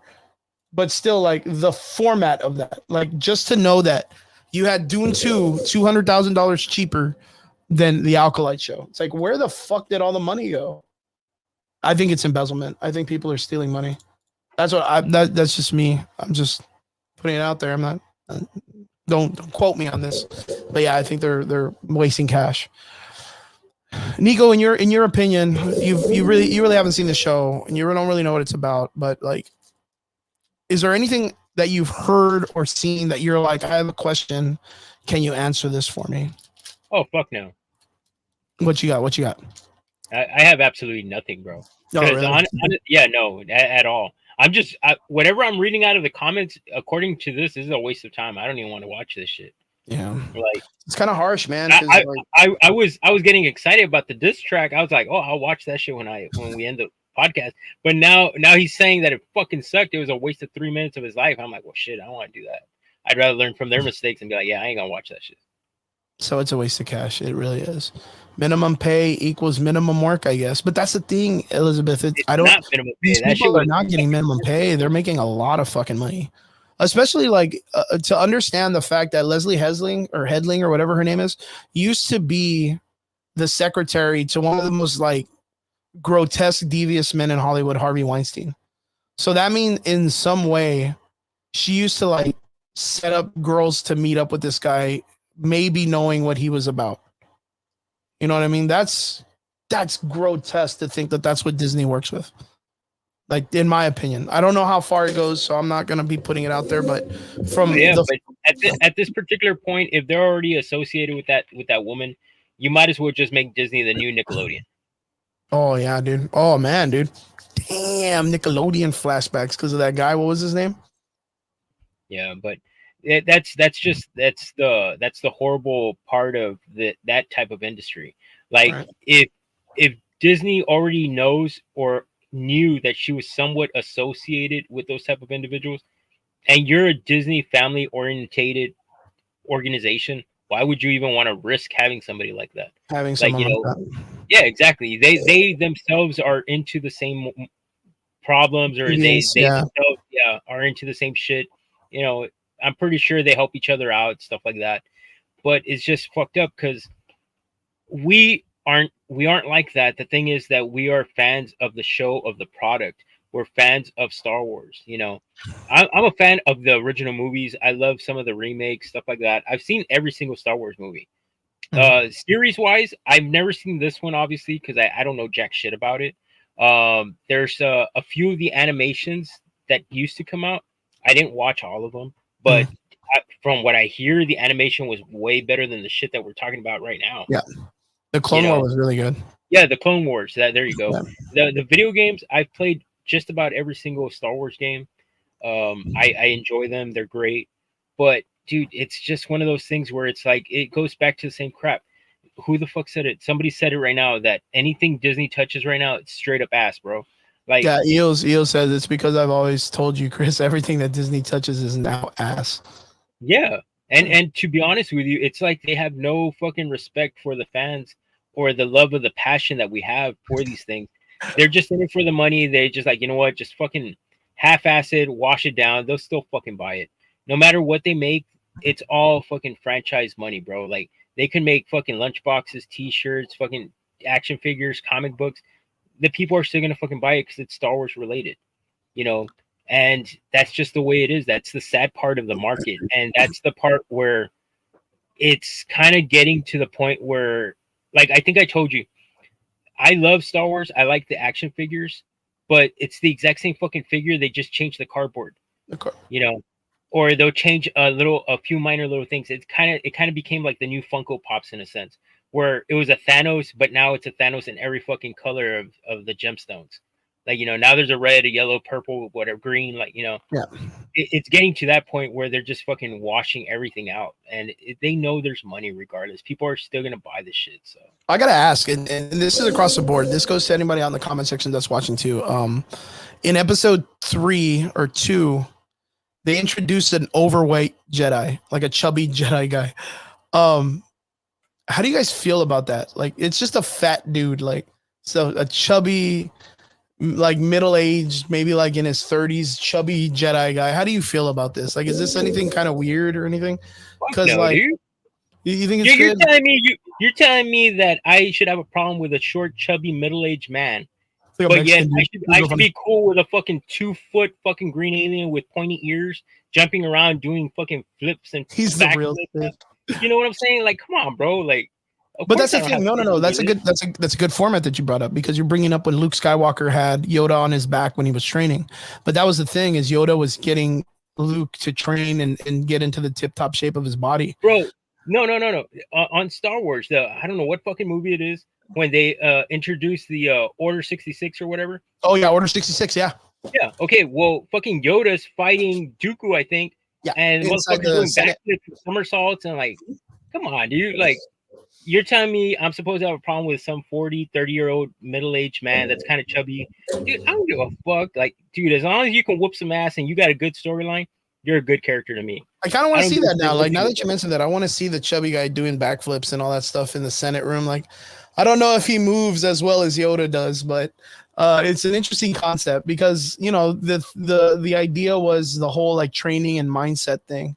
And so most of the times when you would see Jedis, they'd be these guys that were like in some type of practical shape, because they're always in some type of like, kung fu meditation shit or whatever. Yeah, but that goes to what I'm saying. Like, he doesn't even have to be physically fit in the sense of doing backflips and shit. He could just be a fucking mentor and teach you how to fucking like mentally prepare yourself for a battle, or how to get in touch with the actual force, like teach you little other things. It doesn't mean I'm expecting this motherfucker to do backflips and somersaults. I do. I want to see a fat guy do backflips, dude. That's where I want the CG to go, dude. Yo, but it's like there's people that actually fucking cheer for the underdogs, bro. Like in football, for example, if one of the big guys on the line gets the ball, dude, everyone is cheering this motherfucker on. Like they hope the guy scores. Good point. That's like when you're watching movies, or not movies, but say we're watching MMA fights and that one chubby guy comes out and he's like rubbing his belly, and then all of a sudden he comes out and he starts fucking whipping the other dude's ass. You're like, oh yeah, dude. Fucking Butterbean, bro. Knock the shit out you. That's a good point. That'd be fucking funny as hell, man. I wonder how they're gonna run that, because of the fact that I think the character was like he was like a Jedi Knight. He was accompanying the other Jedis on a mission. But then again, it's like we don't understand how body shapes and all that stuff. That's what I don't understand about like people being called like lesbians and all that other stuff in space. It's like that doesn't accumulate in space or whatever, because it's a different world. The idea of the vocabulary of the word lesbian is like our reality. I don't think it goes across the format. You would think that this motherfucker might as well just be fucking Star Wars Kung Fu Panda for all I give a shit. Yeah, pretty much, right? The Jack Black Kung Fu Panda movies. Yeah, dude, I don't give a shit. As long as he can whip some ass and teach you something, shit. And like I said, as long as your character has a good story, hey, that's all you need. Like, people will love you. Like, I don't know. It's a really good point. Yeah, I had seen that the other day, and I saw this chubby Jedi, and I was like, man, I've never seen that before. So, but yeah, it's a whole new type of generation that we're in that just has a lot of like ideals and stuff like that. So, very interesting concepts that they're bringing across the board. So, the only thing that you got me all excited for was when you said something about a Wookiee possibly having a lightsaber battle. You hyped me up on that. And then when I found out it didn't happen, it was a fucking letdown. Yeah, and the director said that it was because of the budget, and I was like, that's stupid. So that would have been interesting. It would have been the first time we saw. There was one of the things that I kind of wanted to watch that was in the later comic book series of Star Wars, which is the death of Chewbacca. I don't know if you ever hear how he dies, but he ends up getting slammed with another planet. Like someone throws a planet at him, like Thanos with Iron Man. What? Yeah, so he's there. His arms are all open, the planet, and it comes and squashes him and shit. Yeah, dude. It's like old school. I mean, again, like this goes off of like when you read the comic books, right? Let me see if I can bring the death of Chewbacca comic. Yeah.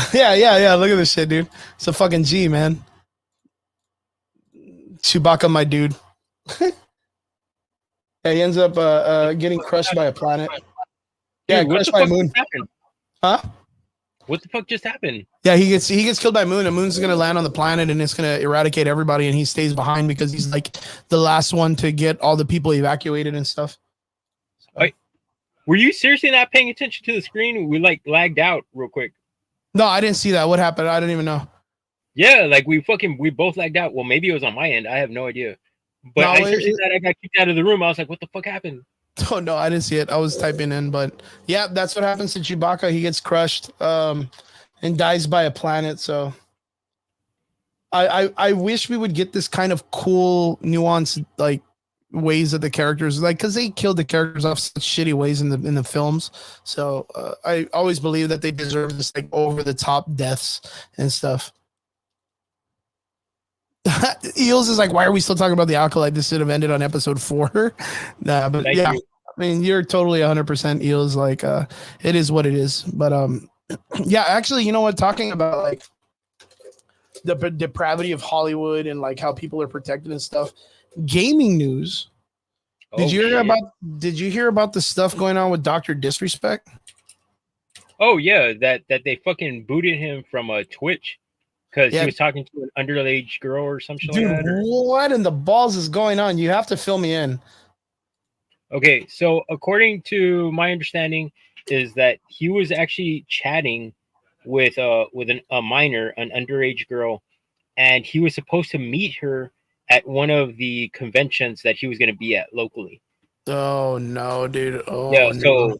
and then I'm guessing it got leaked. I don't know how Twitch ended up finding out. I'm guessing they read some of his comments or some shit. I have no fucking clue. But yeah, they got leaked out, and he ended up finding out during one of his live streams. So according to my understanding is that he's watching or he's doing something on a live stream, and Twitch automatically lets him know that this is going to be his final fucking live streaming, and he's reading it, and all of a sudden you'll see him, he'll turn his head, and I think he says something to his wife or his girlfriend or some shit like that, and you could tell his fucking demeanor just completely dropped. Oh, that was during the live stream, right? Yeah, during the actual live stream. So that's basically when he finds out that shit hit the fan, like he got fucked. So, like, there's been a lot of controversy about what's going on with this guy, right? Like you said, he apparently was sexting a minor during this whole situation. Of course, like, he's had his opportunity to come in and respond, as you see right here on Sports Illustrated. Sports Illustrated is covering this, how big this fucking thing is. Claiming he didn't do anything wrong. He even mentions that there's even, like, a part of this where it's right here. Jake Lucky, one of the Twitch guys, is like, a former Twitch employee has come forward and stated the alleged reasons for Dr. Disrespect's permanent bans have been for sexting a minor in previous Twitch Whisper product. Cody Connors, which is a guy that works for Twitter, he got banned because he got caught sexting a minor in the then existing Twitch Whisper product. He was trying to meet up with her at TwitchCon, which is what you were talking about. Yeah. And the powers that be could read it in plain text. Dr. Disrespect then comes on and says, Jake, seriously, I get it. It's a hot topic, but this has been settled. No wrongdoing was acknowledged, and they paid out the whole contract. So I'm not really sure what he means by they paid out the whole contract, but I'm guessing that means when he was permanently banned from Twitch. So the idea is when they're permanently banned from Twitch, they just ban them. They just cut deals off and everything like that. But even though he was permanently banned, whatever he had left of his contract for the years of statement that he was supposed to be paid by Twitch, they paid him out, which is what they don't do for people that are banned. Usually they don't do. And then why is it that it took 4 years for this guy Cody to come out and say anything, right? And the reason why is because apparently there was like rumors are is there was NDAs that were established that it took 4 years for the MDA to kind of like pick up and be finally removed that people can talk. But like, how do you feel about all of this stuff about, because Dr. Disrespect, he's a huge name. He's a big name. And I think we were all there and we all remember when he got banned and how a lot of people like rallied behind him. You have like Tim the Tatman, Z-Lanner. Of course, there was Nick Merckx at the time. Like a lot of people, even PewDiePie came up and they were like, yo, he's our dude or whatever. Like, you know what I mean? And they had his back the whole time. Even when Call of Duty like canceled all of his like skins and like all this other Nick Merckx and all this other stuff, they all had each other's back. How do you feel about the whole thing kind of blowing up in this way? And do you feel like there's anything kind of weird about it? Okay, well, sometimes look, it's one of those things where, yeah, you want to stand by your friend, you want to stand by, the person that you work with.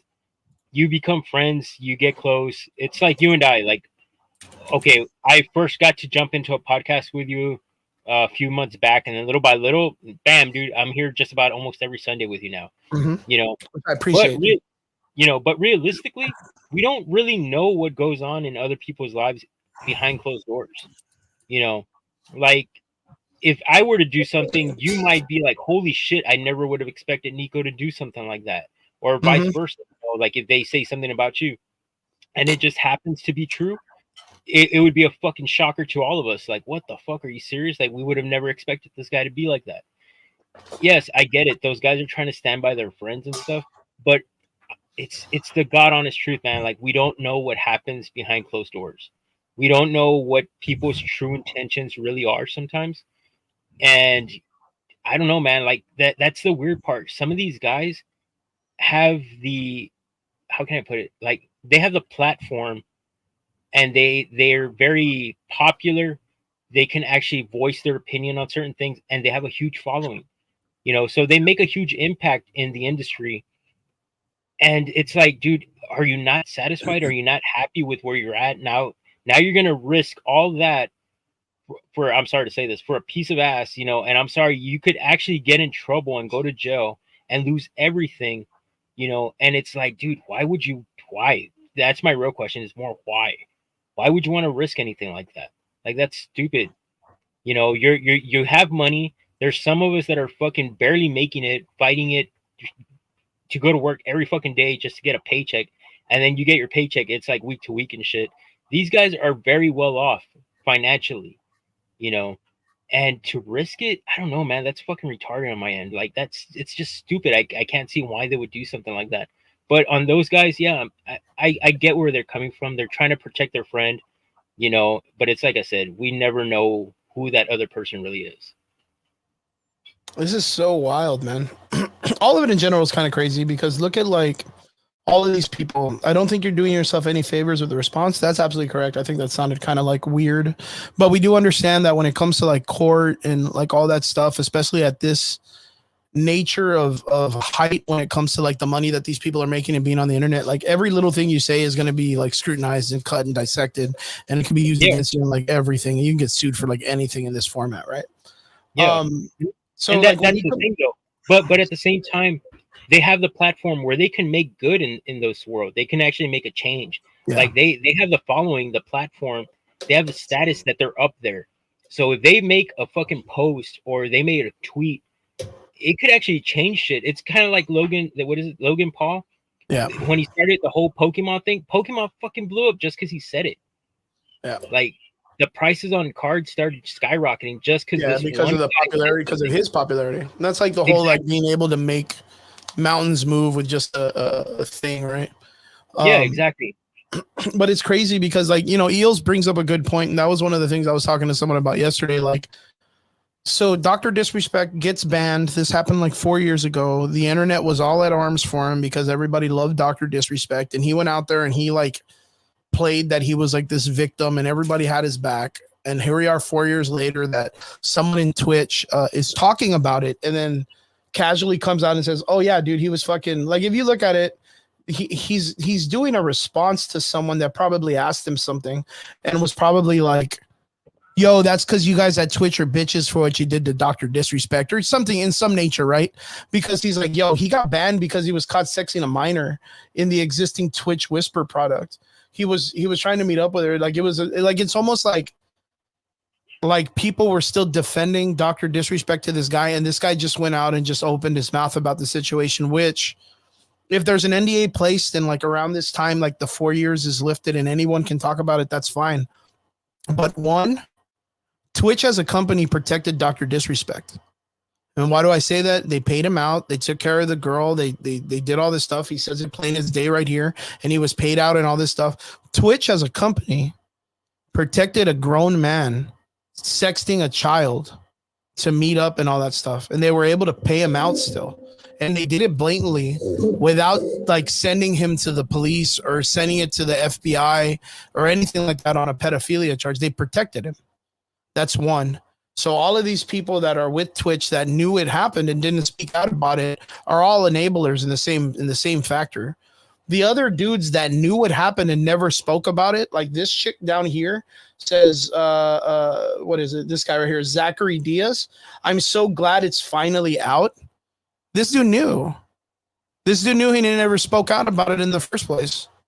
Like he, in 4 years, protected this person and didn't acknowledge it or come out with it. Like I think that's just as bad as them keeping it quiet or whatnot. But the other thing is like what Eel said, but it's making his friends look bad.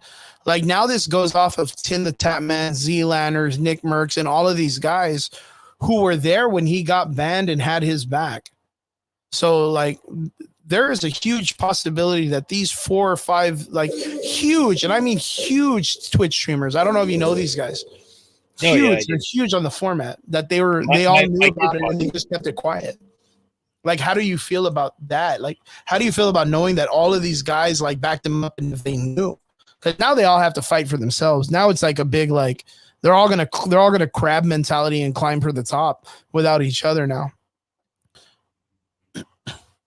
Honestly, it's like I just said, man. Like, yes, it does make you look bad because you're backing someone up who you think had right intentions, or you never thought they would ever do something like that.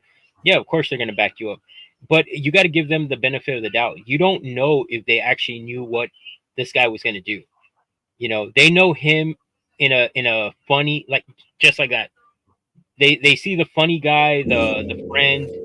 But it's like I said, you don't know the dark side of these people. You don't know what the true intention was. So in their mind, maybe they didn't know anything about it, and they just thought, like, no way, dude, this guy would never do anything like that.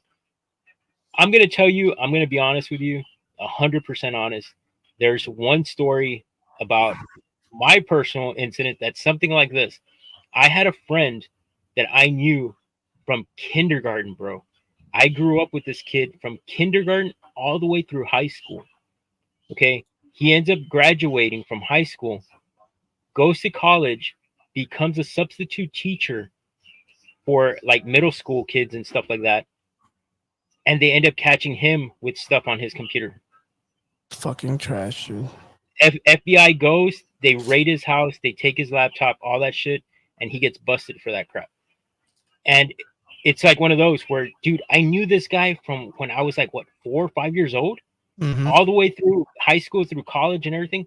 You would have never guessed this thing or this of that person. And it ended up being true. And it's like, damn, dude, like, what the fuck? Like, and it's fucking crazy because, like, I'm not going to say like we had him at family like gatherings or anything, because we didn't, but we would occasionally bump into him, like, let's say at a Peter Piper, like a regular place. I'm like, hey, what's up, bro? Blah, blah, blah. Kind of just talk the shit with him real quick, see what he was up to. And then just to find out that he was doing that shit later on, you're like, what the fuck, dude? Like, that is fucking crazy. Yeah, it's just kind of weird, man. Well, it's kind of, it's like you said, it's one of those things like you don't really know people's real intentions, what they do in their private life and stuff like that. I mean, here is Dr. Disrespect. This was June 22nd, yesterday, actually, at 1:00 in the afternoon. He says, listen, I'm obviously tied to legal obligations from the settlement with Twitch, but I just need to say what I can say since this is the fucking internet. It's a good response. I didn't do anything wrong. All this has been probed and settled. Nothing illegal. No wrongdoing was found. And I was paid. Elden Rings Monday.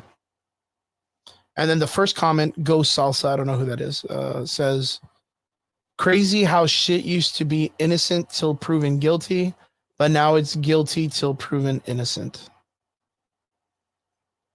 And then like there's another guy that quartering anyone who believed the claims, down, down, down. Yeah, I mean Keemstar, this is Keemstar, everybody knows Keemstar. He's like the drama channel of the internet for like years. Comes out and goes, bro, why won't you just say I was not talking to a minor trying to meet up with them or her at TwitchCon like what was alleged?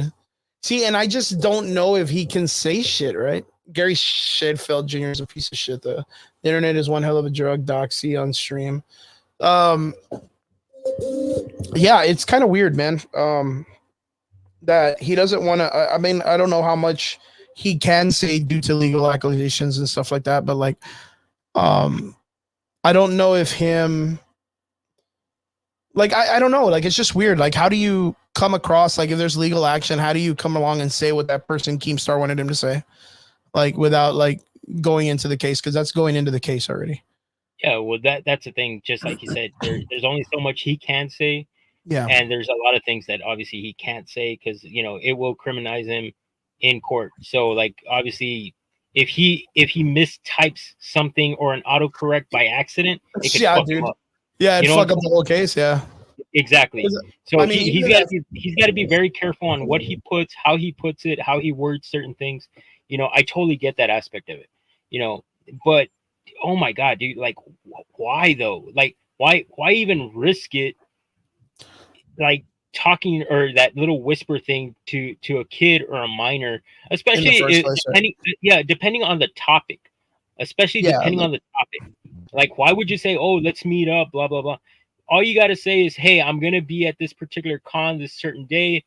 Make it live to everyone, make it well known to the entire streaming service that, hey, if you guys want to meet me, I'll be at this particular con between this time and this time, this day and this day.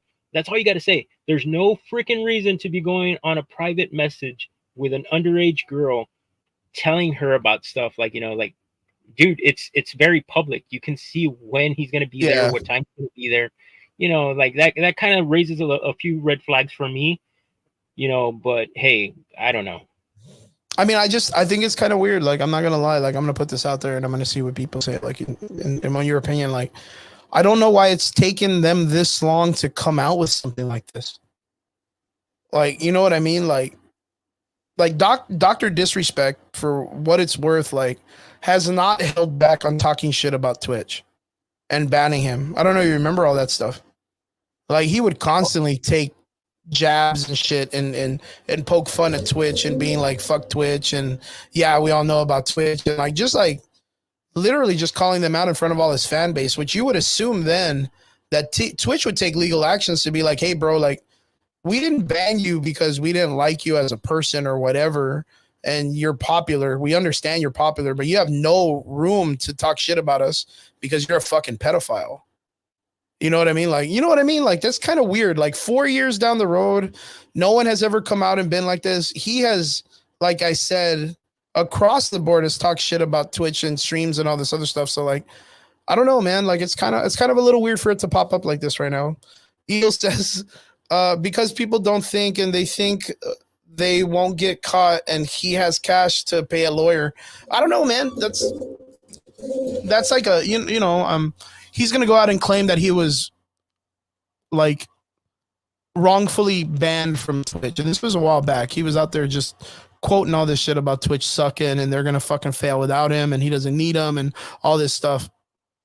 That's enough action for plagiarism for them to be like, yo, that you cannot talk about us in that sense. We did not get rid of you because of this and that. You know, you have your problems.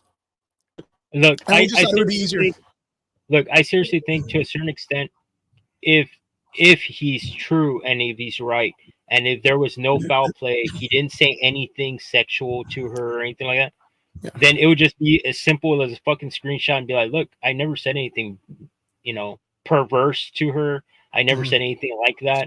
Here's a screenshot of what I said, and this is what she commented back. But the fact that he's not, you know what I'm saying? Yeah, no, that's 100%. But the fact that whatever's being hidden, that there must have been something that was at least shady or gray line where it's kind of like, yo, it's a little risky how you said that or how Yeah, you played that's it. even in the factor of thinking that the person, whoever that Cody guy was, like he doesn't speak for Twitch as a company. What if he just blabbered that out? And what if they're having to kind of deal with the backlash of that now? Yeah. What if Twitch was like, bro, you weren't supposed to say that? Like, fuck you, you fucking burned us. Like, you know what I mean? Like, what if he's just speaking out because of like, I don't know, like hatred or whatever towards Dr. Disrespect or whatever? Like, there's a lot of it because even in the factor of it, that Cody guy, from what we've seen too in rumors, is that he's only heard about this secondhand. He wasn't in the meeting or anything that was going on with the actual lawsuit. He had just heard that that's what it was. So, like, can you imagine if that was a factor and this guy has no idea why the banning happened and he's just like, oh, yeah, from what I heard, he was trying to fuck kids or whatever. And it not even be true, like, not even be true at all. Like, he's out there, you know, standing on ground and speaking for the company's name. And then, you know, he goes out and blabbers some fake ass shit on what he heard in the, I don't know, like in the fucking rec room at the fucking studio, just like friends hanging together and stuff. It's going to be, it's very dicey. Yesterday, when me and Brian were talking about this off camera, you know, we were talking about like the next couple of days, all this shit's going to pop off and it's going to get dirty real quick. Yeah. Because if I'm not mistaken, even Dr. Disrespect came out and was like, yo, this stuff has been popping off, but you know, I got receipts and I'm ready to let it all hang out. So a lot of people are going to get burned. And I was like, damn, dude, this guy's ready to fucking bring everything out and just bring a bunch of people down. And I don't know if it scares people off. Yeah. And Eels is like, I don't want to defend him if he's a piece of shit. Because he's a piece of shit, if it's true. Yeah, that's the thing. So it's like, it's super hard. It's super hard because you have to be there to see the evidence and to see all the stuff and to know what's going on. And most of the time, this is all behind closed doors and stuff. So, like, even in the factor of Dr. Disrespect coming out and being like, hey, man, due to legal obligations, I really can't say much, but there ain't shit with it. Like, there's enough factorial evidence and enough in the court case for him to legally say it's already been probed and settled, which means they already went into all the evidence. They went into all the things. They went into everything, all the private messages and everything. And it's already been settled. It's already been settled across the board.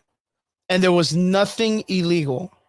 So he's legally obliged to be able to say this about the settlement.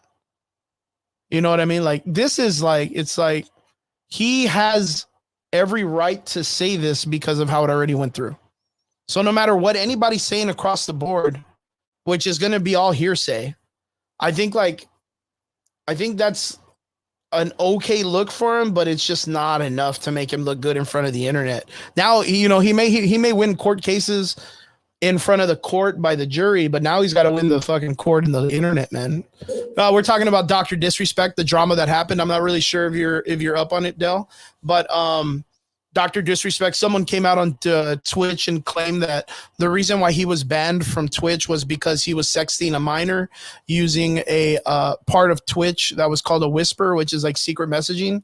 And it came out that this guy said it. And yeah, so everybody's been out there trying to, like, I guess, cancel culture Dr. Disrespect. I don't really know if it's going to work because now, like, Dr. Disrespect has come out and made a response. And he says, due to legal obligations and stuff that he can and cannot say, he was able to say that I didn't do anything wrong, and all of this has been probed and settled, and nothing is illegal, no wrongdoing was found, and I was paid my contract. So yeah, it's an interesting subject. I want to kind of see how it unfolds in the next couple of days. I know that people's names are going to get dragged out super crazy, but yeah, man. Nico, what else has been going on? Anything else you want to kind of cover? Or anything else you heard on the internet? Any kind of coolness? Oh, nah, man. I've just been stuck at work the entire time, fucking busy. Our store manager actually left, so I was basically in charge of the entire store. So, yeah, I really haven't been able to do shit, to be honest with you. Nice. All right. Well, everything's been all right, though? Yeah. I was going to say, are you watching The Boys? No. You haven't been watching The Boys either? Oh, no, man. The Boys has been going. Dude, I'm telling you, bro, I don't have much time to do anything right now. Like, if she leaves out of town, yeah, I'm stuck at work. I'm doing fucking payroll. I'm doing a little bit of everything, doing scheduling. You know, so it's one of those where it's like, I just get home, I'm fucking tired. I just want to chill, just, you know, take a shower, eat something, get ready for the next day, and just keep on going. House of Dragons update. I'm not really familiar with House of Dragons. A lot of my friends that are big comic book buffs and all that stuff are probably going to hate me, book readers, but I didn't watch Game of Thrones, nor did I get into it, and I'm not into House of Dragons. I don't know anything about it except that white-haired chick controls dragons. Like, that's all I know. That's all I know. So, man, Kaiju number 8. If you guys are watching that, Kaiju number 8 solid, man. Me and Niels are watching that shit. It is good. I don't. It tells like a cancer, bro. I have not seen it, man, and I'm not. Okay, so you got to hear me out on this. I am not a big fan of like perverse storytelling, and the whole thing with like the House of Dragons, like people banging their cousins and sisters and all this shit. I was like, not about it. I'm not about this whole like, oh, I'm stuck in the dryer or whatever the fuck, movies or whatever. I'm not really into that shit. So yeah, that took me out of it, but I do know that there's a lot of great actors and a lot of great scenes and a lot of great stuff about the series, especially with Game of Thrones, except for the ending. A lot of people told me the ending was like super trash. But again, like Dell, I don't know if you're going to be on my side about this, but I am a really big a fan of like the silver age of comic book storytelling, which was like the bing bang pow, good guy wins, says a couple of cheesy one-liners, beats the bad guys, and then everyone goes to jail, and that's it. Like, I don't need to see like my Superman, like tell A-Train to blow or tell the Deep to blow A-Train in front of people to express his powers. I don't need to see him punch his hand. Yeah, you haven't seen The Boys, so you don't know what I'm talking about. Like I don't let's get paid, baby. It's just me. Like, I don't need to see that. So like I prefer the old school, like homely storytelling of storytelling. Like, are you sure you're not watching like some weird parody that you shouldn't be watching? No, dude, The Boys is like fucking crazy, dude. There's a scene that everyone's talking about right now. They're literally like, so Homelander is the main character. I don't know if you're familiar with this. He's the Superman, the Injustice version, but like these guys are like super bad, super horrible superheroes. Like, they're just pieces of shit people, and they act like they're cool. Like, the comic book is crazy and it does some really weird shit, but the show, the live action has really pushed the envelope. See, even Dell is like, The Boys is nuts, dude.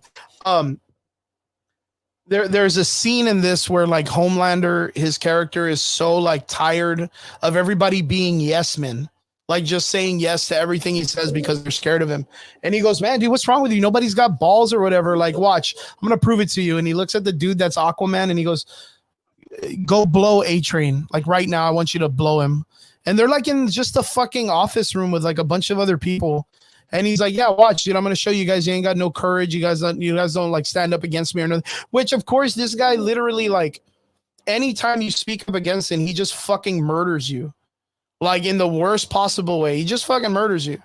And there's nothing in the earth or anything in the world that can stop him. He's the Superman. He's the only person in this series that has like the top powers. And whatever he wants goes. Like, that's just the way it goes. Like, whatever he wants. He has no fucking, there's no kryptonite. This guy's like super strong, shoots lasers, flies, super fast, super strong. Like, there's nothing. There's just nothing you could do. Nothing you could do. And he tells the Aquaman guy, to the guy that's like their version of the Flash. And he's like, tells the Aquaman guy, like, go blow the Flash, dude. And he's like, right now, you're going to get up off of your fucking chair and you're going to go over there and you're going to blow him. Like, and he literally walks over there, gets on his knees, about to pull his pants, and then the guy's like, man, get up off your, what's up, Brian? We're over here talking about the Boys and shit. We're talking about The Boys. Have you seen The Boys episode? Yeah, man, you just walked into some shit, bro. I was gonna say, like, what did I just walk into? Are you caught up with The Boys season yet or no? Yeah, I'm caught up. We're talking about because Nico hasn't seen it yet, and I'm telling him like how crazy like the series is compared to like the way it was. Like, the whole Homelander telling fucking the Deep to blow A-Train was probably one of the craziest things I've seen in the show, like in the last couple of months. Like, that was nuts, man. That was pretty. Honestly, that was kind of on the mellow side. I mean, the sauna. Well, I mean, like, sauna scene was kind of gnarly. Yeah. There's been a few things, that was gross, and again, it's super political this season. Did you guys already talk about Dr. Disrespect already? No. Actually, I was so glad you came back on because I know I know how big of a fan you are, and that's why I even wanted to bring it up on the show today because I knew I was gonna have the possibility to talk to you. How do you feel about the Dr. Disrespect stuff? All right. Before I start, Nico, are you aware of who Dr. Disrespect is? Yeah. Okay. All right. Well, just a short summary. He is a streamer that has become super popular. He used to run strictly off of Twitch, as to where he had like this insane contract. And then just out of the blue, they dropped him. They banned him. They didn't really give any explanation. He didn't really talk about it. They didn't really talk about it. It became this whole big thing. Then it just kind of blew over. Then I think in between him going to different platforms, he kind of sued them. Then Twitch kind of counter sued them. Then they kind of settled. Then it comes out last week, a couple days ago, that a ex-employee of Twitch kind of leaked out the reason why he was banned. And it comes to find out that, he was inappropriately contacting a minor through Twitch, through the Twitch whispers or wherever the fuck it was.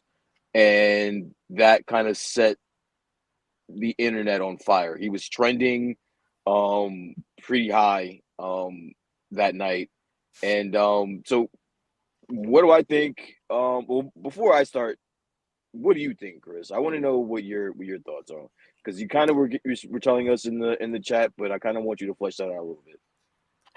So like with the whole thing, like the only thing that's been catching my eyes, of course, like there's not enough information out there for us to automatically like condemn this person, right? We do understand that there was a banning, there was all this stuff, there was all this like action that was taken and all this stuff, but there was really never enough information. Now, I didn't even know this guy was an ex-employee. I thought he was literally still an employee, but if he's an ex-employee, that's even weirder. It took someone 4 years for them to come out and actually say something about the banning and all this stuff, which again, Dr. Disrespect didn't do himself a favor by coming out and responding the way he did. I was going to ask you about that. But like even in the factor of it, we just pulled up all the texts and tweets right now. He literally came out and what is that? Oh yeah, so all right, my fault. I'm jumping the gun. If you're gonna read what he said, then yeah, read it. Go ahead. let me bring it up. I'll find it again. Let me put it up. All right. So I'll just fill in while you're doing that. So yeah, he did make a statement, which I mean, it didn't really help. Right here. If you need me to read it, I can read it again. It's not long, yeah, but go ahead. No, there was a guy named Jake Lucky who is another streamer. I guess I don't know if he really sits on the side of Dr. Disrespect or not, but he came out and said a former Twitch employee has come forward and stated that the alleged reasons for Dr. Disrespect being permanently banned from Twitch was he was sexing a minor in previous Twitch Whisper products. And then Dr. Disrespect came out and said, Jake, seriously, I get it. It's a hot topic, but this has already been settled. No wrongdoing was acknowledged, and they paid out the whole contract. I think that was like the shittiest way for him to come back. I think it was a really bad way for him to word it, and I don't think he thought about it, but he just knew. Nico, let me ask you a question. You don't have a horse in this race. You don't know this guy from a can of paint.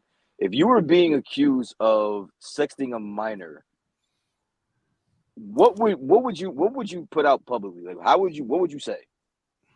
And you say that you didn't do it. Like what would you say? Oh, okay. I know for a fact I didn't fucking do anything. Yeah. It would be along the lines of, this is bullshit. I never did any of that shit. This is 1000% false. This never happened.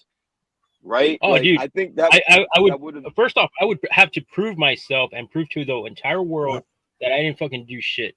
So on my behalf, to protect my ass and to prove to everyone I didn't do anything, it's as simple as, like I was telling Chris, take screenshots, show everyone that you didn't say anything perverse, anything wrong to this kid, and that's it. Like plain and simple. It's simple as that, man. Like if you don't have anything to hide, just fucking throw it out there. Be like, this is what went on. This is what we messaged each other, and you guys be the judge from there. Like now, if you don't do shit like that and there's something shady or something that maybe was like a little gray line where you're like kind of somewhat being flirtatious or like, maybe you're trying to set up a date or a meeting So that's what happened. I don't mean to cut you off, but that's what happened. Apparently in this sexting, he planned on meeting this minor at TwitchCon. Okay.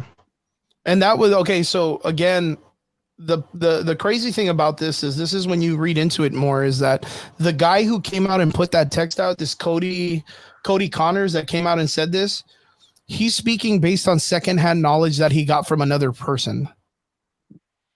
This whole thing is weird because It's very weird, dude. I did like, because I don't want to say I'm invested, but like these are some really strong allegations.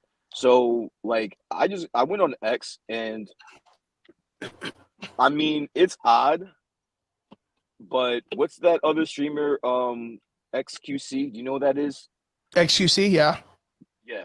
So he had a stream about like 2 or 3 months ago where he was kind of talking about this, which is odd because he just, like, again, this happened years ago, and then just out the blue, he brought up why Dr. Disrespect got banned from Twitch, and he was kind of alluding to it being this. He had his entire chat. He had his entire, and I watched the entire stream. He had his entire chat trying to guess what it was, and he just wouldn't come out and say it because obviously, you know, he probably would get sued. But he was giving them all the clues as to what it is. So if you piece that together and then what came out, it's telling me that people have known about this rumor for a while. Yeah, and that's the sick part. That's the sick fucking part, is that this guy apparently brought this whole sexy and a minor thing out literally a week and a half ago. It took 4 years for someone to speak out on this. So they were, if that's the case, you know, Twitch, you know, all of his streaming friends, all of the people on the internet that know Twitch and work with it and knew this happened, we're all protecting a pedophile. Like, I think that's even scarier than it just being that Dr. Disrespect is a piece of shit. But is listen, the factor that all of these people are pieces of shit. Well, so let me go ahead, Nico, go ahead. Okay, so in that sense, if it's not that like I said, trying to give them the benefit of the doubt. If they didn't say anything and they kind of knew possibly of what he was being charged for, they don't want to say anything, because if he comes out and he ends up being innocent, he can go and return and sue them for basically making like false accusation. Yeah, exactly. Like you're exactly. Thank you. So you're basically crucifying me, and you don't even know if I'm truly guilty or I could be innocent, and yet you're already putting my name out there saying the type of person that I supposedly am. He can go back and counter sue them for that. So in a sense, they don't want to risk that, because if it is true and he ends up being innocent, then he could sue them and get money off them. So obviously it's just best to keep your mouth shut, let the whole entire court process go through. And then when they finally decide, you know what, the guy's guilty, then we'll fucking throw him in the trash and talk shit about him this whole time. But if he's not, you can't really say anything. Just keep your mouth shut and let's see how it plays out. So just to kind of interject there weren't any charges brought up on against him. So this never went to court. They basically just banned him. They just threw him off of their there are no. So watch, Dr. Disrespect came out yesterday, and he put out on his text, on his Twitter, X, or whatever they call it. He was like, listen, obviously I'm tied to legal obligations from the settlement with Twitch, but I need to say what I can since this is the fucking internet, which is, it's a funny response, but true. He says, I didn't do anything wrong. All this has been probed and settled. Nothing illegal. No wrongdoing was found.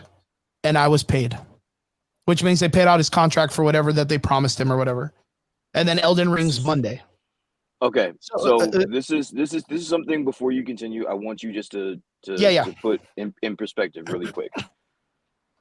I think because of his demeanor and just the character that he plays, what gets lost in everything is just how much money he was bringing to Twitch, right? Yes. So when I was watching the XQC stream, he easily broke down how much, or a really good guesstimate on how much money he was bringing into Twitch alone, because he had an exclusive deal with Twitch, and it was roughly between $200 to $280 million a year with ads and all that shit, right? So Yeah. you just put yourself in the place of Twitch, right? You have this one streamer that is bringing in $280 million. That's probably all of your streamers combined, right? Mhm. What could he have done that was so bad that you were just throwing away $200 to $280 million and then just ending the contract? It had to have Yeah, been he had to do something there. something. Something was there. Something had to have been there. Like something that they thought was worth throwing away $280 million. Now, I don't know what the fuck happened, but that in itself is fucking weird. That's I mean, fucking weird. not only From that, a like business let me standpoint, that's fucking weird. yeah. And then to come to find out that nothing happened. Yeah, that there was no legal I action taken, right? Yeah, I don't know exactly. I don't know what. Obviously, we're not going to know what the settlement was, but well, it was the contract, right? It was whatever the contract that he had. Yeah. That was they put out the entire thing. So I just think that if you are going to ban someone that's bringing you $280 million and then possibly over a reason that could get you sued, you would want to be sure before you ban them. No, like you would want to be absolutely 1000% positive that this happened and there's going to be no ramifications of it. Like this whole thing is fucking weird. Well, I mean, even to top it off, and this is something that I kind of took into consideration, is like this is, like I said, a 4-year gap. Twitch, if this was real and he ended up doing something with a minor or something like that, only did themselves a favor and got rid of him, but did not do anything in their due diligence in prosecuting or turning in someone of this nature, of a pedophilic nature, to like the cops. They didn't do, like, as a company, when they saw wrongdoing, they didn't do anything for it. Like, you know what I mean? Like, that to me is even worse. Like, this goes back to what I was talking about. Like, what if Tim, the Tap Man, what if Z Lanners, what if like fucking PewDiePie worked with him at that time? What if all these dudes knew? If QXC or whoever that QTC or QTX, or if he knew, what about all these other guys, Nick Merckx and all of them? Did all of them knew he was some type of like weird, like that he got fired from Twitch because he was sexing a minor, and they all overlooked it because it wasn't going to be talked about? Like, this puts a lot of perspective.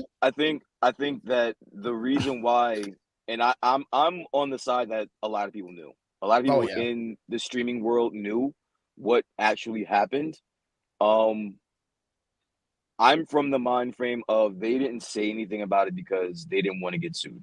Just like they may have heard from like a third party, you know, they may have heard from rumors, they may even have heard from somebody inside of Twitch, you know, themselves. But if there's no legal you know, process happening as to putting him in jail over this, you can't come out and say it because then he can sue you. That's defamation. Well, I mean, even in the prospect of it, right? Like you said it yourself, like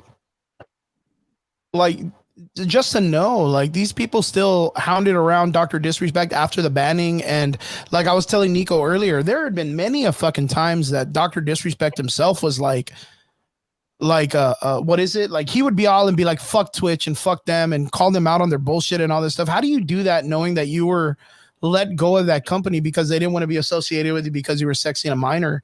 And then you still had the gall to go out and be like, nah, fuck that. Fuck Twitch. They don't know any better. They're dumb. And Dr. Disrespect was out there talking mad shit about Twitch.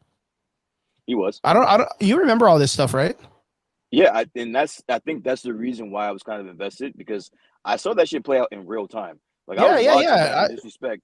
And Dr. Disrespect held nothing back, dude.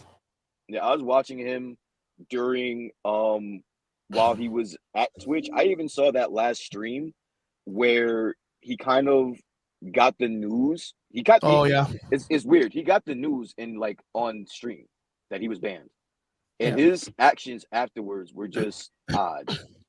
He kind of like short-circuited and just blew a fuse and just started incoherently talking as if like he was on drugs. It was the weirdest thing to fucking watch.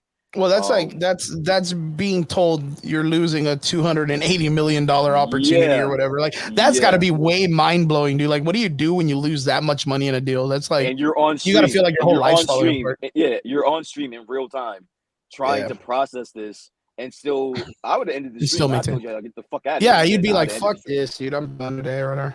Yeah, That's I'd just huge, click bro. on it and That's log huge. off. So like I understand like the part that he falls apart.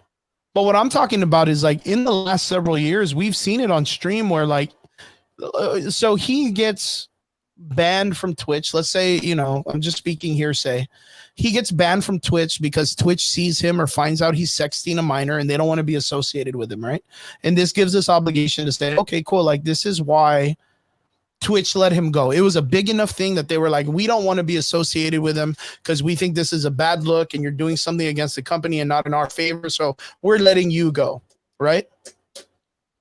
But then it's like almost like the Logan Paul situation with the dead body. Can you imagine if Logan Paul, instead of going and making that weird apology video, comes out and he's like, man, I didn't do fuck YouTube. They're fucking dumb. I didn't do shit wrong. You know what I mean? Like, fuck them. They're stupid. Like, there was times where Dr. Disrespect was out there just bashing the shit out of Twitch, acting like if he was a victim of this. Like, if they made a mistake. If he didn't do it, then what do you? I mean, I don't blame him. If he really didn't do anything and he's innocent, then I would be mad too. I would be mad too, and I would probably be speaking out. If I had a platform like he has, and even if there was a 0.0001% chance of this leaking and people finding out why I potentially got banned, then yeah, we're gonna make a stink. We're gonna make a stink a little bit. I think there's just too much on the factor, man. I think there's too much on the plate right now, or like there's too many variables, and that's why it doesn't make sense. There's too many variables, and it doesn't make sense because this and we're in this weird like format in the internet that everybody has like some value, so they come out and they say some shit, and they're like, "No, listen to me, I'm right," and then someone comes out and says, "No, listen to me, I'm right," and it's so hard to kind of figure out the truth in this matter. Right? Like, I think that's kind of like where we're at. You know, us, it's like Nico said, like we need to see all the evidence, but that's what the court and the judge is going to ask for. And once that's established, like it never gets seen by the public. You know what I mean? Yeah, I definitely need some proof. I'm not quick to condemn him. I'm going to be honest with you. These allegations are wild. And I don't think he helped himself initially with his statement. But then again, that's really a wild. So like, I told you it's a crazy story, thing, man. That's something wild to put on someone's jacket, and you gotta be. I'm gonna need more than some ex-Twitch employee to tell me that that's what happened. Like I'm honestly, I don't think we're gonna ever find out because there is, like NDAs and stuff. Hey, there's an NDA here. We're probably never going to find out what happened, but I would need some proof. Yeah, I think it's pretty rough across the board, and it's like you said. I don't think we're going to really get any I don't think we're going to get anything because a lot of people are going to want it like in detail. Like, tell us what you did, show us this, show us that, and he really can't. But like, you know what? Like he says, like he's going to be doing Elden Rings Monday, right? So like, there's no one that's trying to openly cancel Dr. Disrespect off of this, right? So we're just gonna have to see it all play out. I guarantee that stream is gonna have a fuckload of people on it. Toxic. But, if you want to see some toxic shit, go watch that stream. Yeah, but I guarantee there's gonna be a fuckload of people because people are gonna want to know what's up. No, but like it's gonna be it's gonna be crazy. Like that stream, that first stream back, it's going to be toxic as fuck. Yep. I think it's gonna be fucking. I think every motherfucking Keemstar and every other dude's gonna be on that stream just talking mad shit, and everybody's gonna be going at each other. It's gonna be crazy. Do you think this is gonna hurt him professionally, like endorsement wise, and monetarily? Like, do you think this is gonna have any ramifications? I think this is gonna. Okay, so in my opinion, Nico, you think so? Nico, what do you think, man? I think Nico's over there banging his head. Yeah, I seriously think so. Look, even if you're even falsely accused of something. With children, dude, they don't want to touch you. They don't want anything to do with you. I'm pretty sure there's going to be a lot of sponsors that fucking backing out of deals and shit like that. I seriously think it's hard, man, because even in the NFL, if a fucking NFL star is supposedly reported that he beat his wife or whatever, and there's no video proof or anything like that, just allegation wise, Yeah. dude, they will pull shit so fucking fast. Right away, your sponsorships, all that shit, all your deals, anything you had, it gets taken away because they don't want bad rep on their companies. Yeah, that's a good So point. I said that in our chat, Nico. In our chat, I said, regardless whether he's innocent or guilty, this is a fucked up situation for him Yeah. because there's no win. There's no win here. Even if you're innocent, that's going to follow him for the rest of his life. Yeah. I think that there is.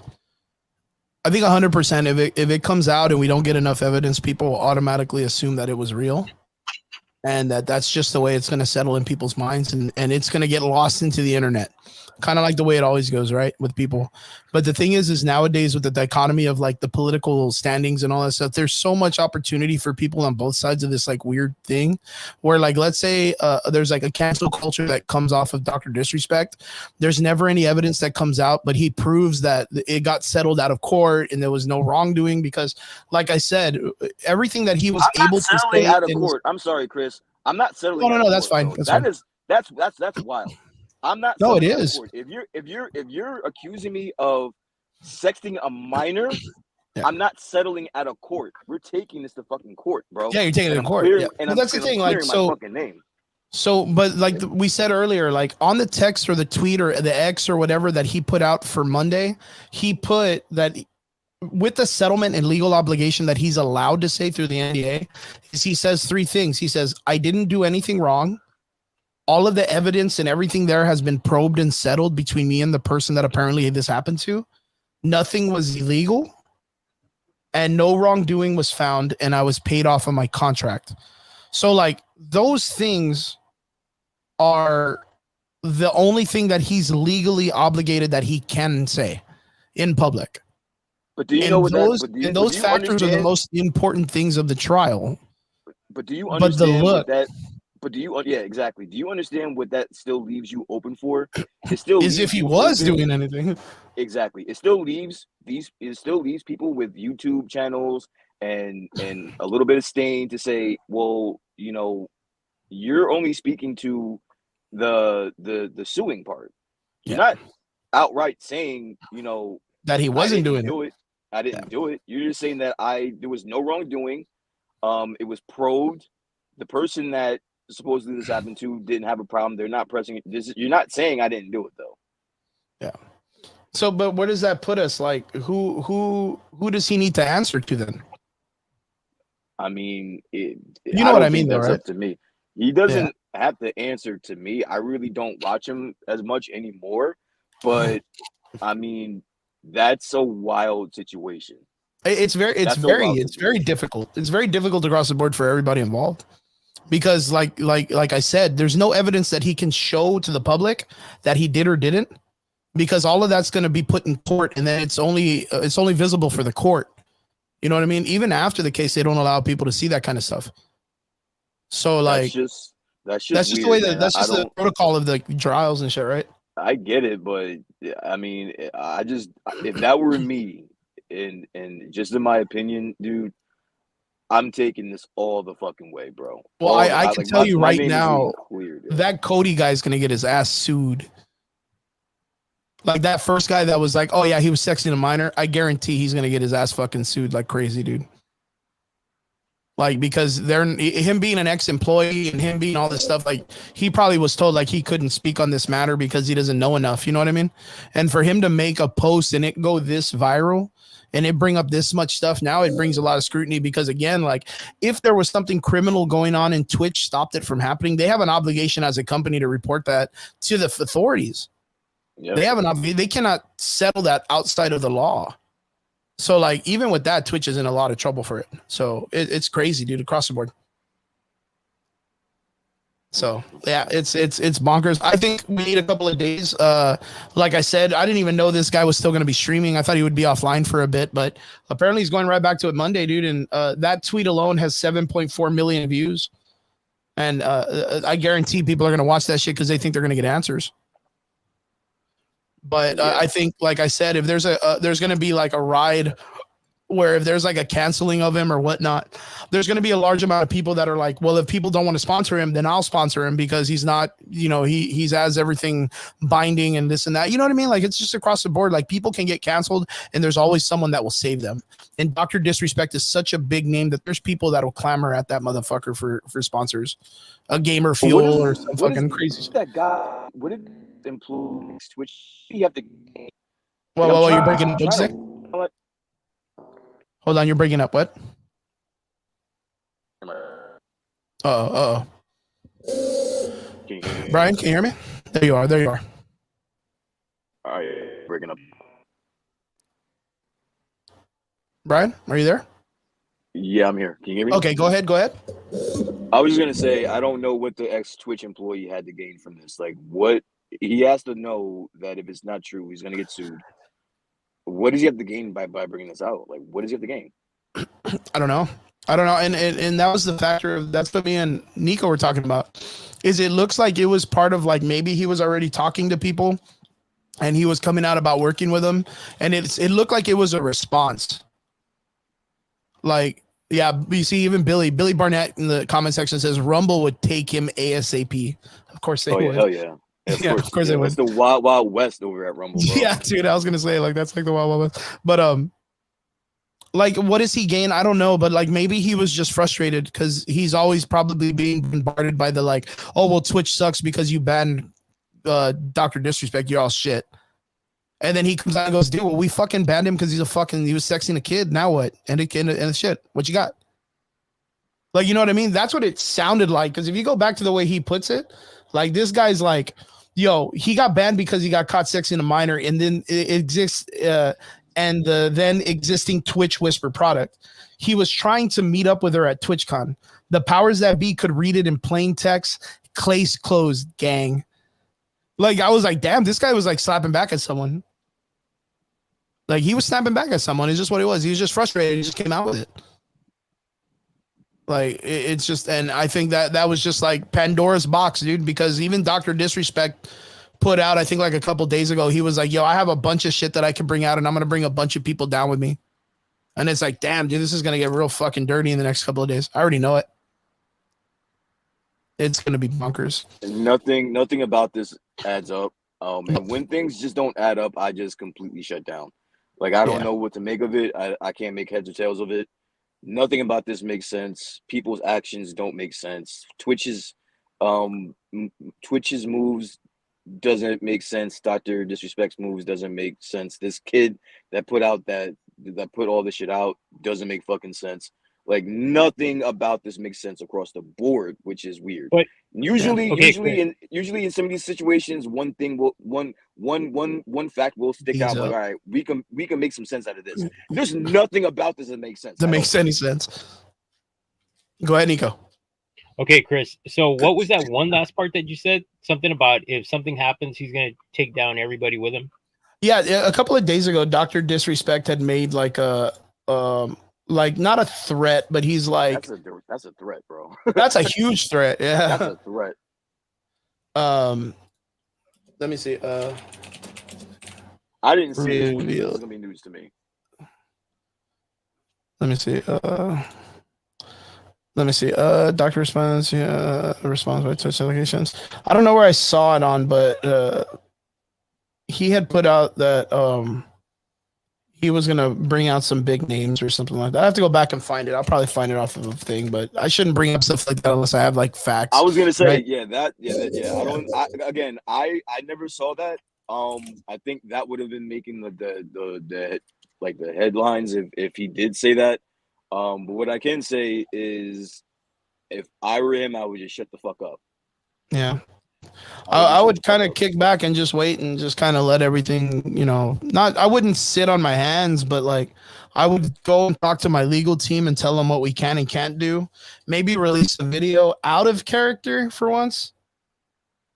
Yeah, dude, because I think it's going to get crazy. I think it's going to get dude, all of that fucking work, bro. All of that fucking time spent and damn, yo. And in one tweet, it could all just go away, bro. Yeah, that's so wild. Uh, yeah, man. But yeah, I think in the next couple of days, this is something that's going to be popping off. We'll probably get some more information the next couple of days. Boys, other than that, what do you guys feel, man? Anything else you guys want to cover or talk about? Got a couple extra minutes until we kind of call it in.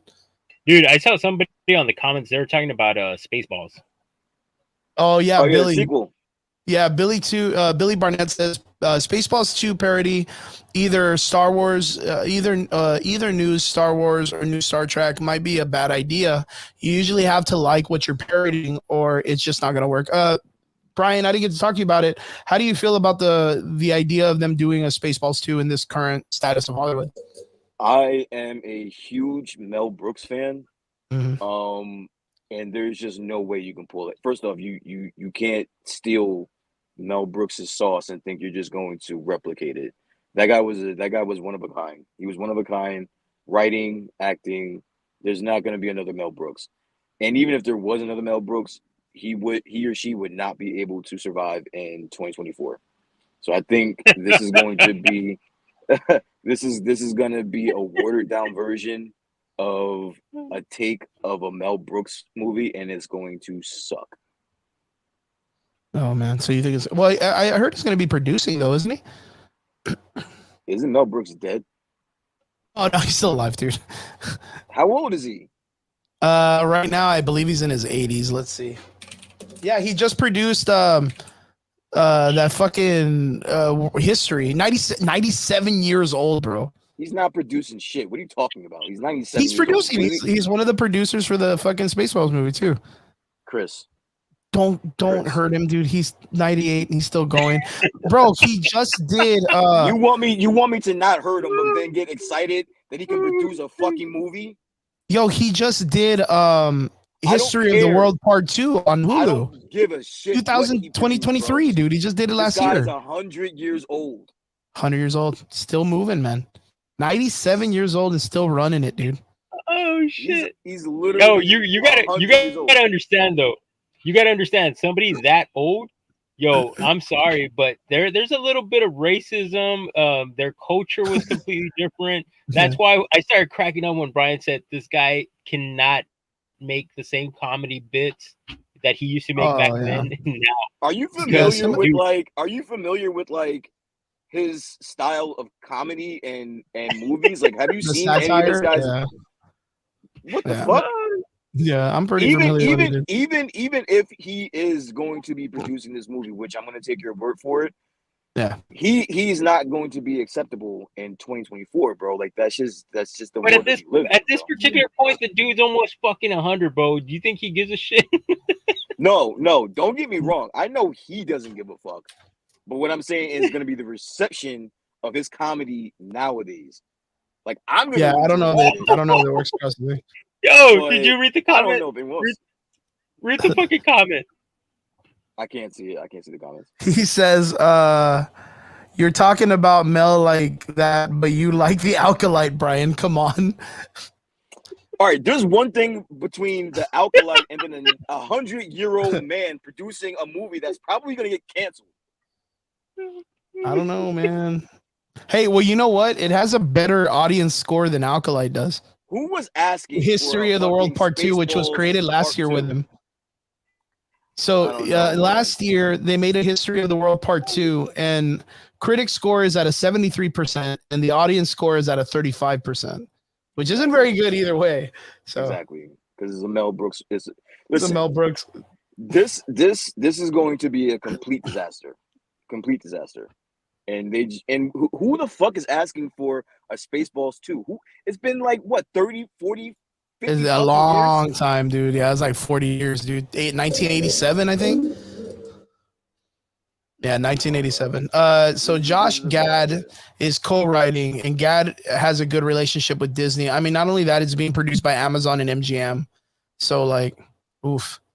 For what they did with the the Ring of Power and all that other shit, like it's kind of like, you know, I don't know.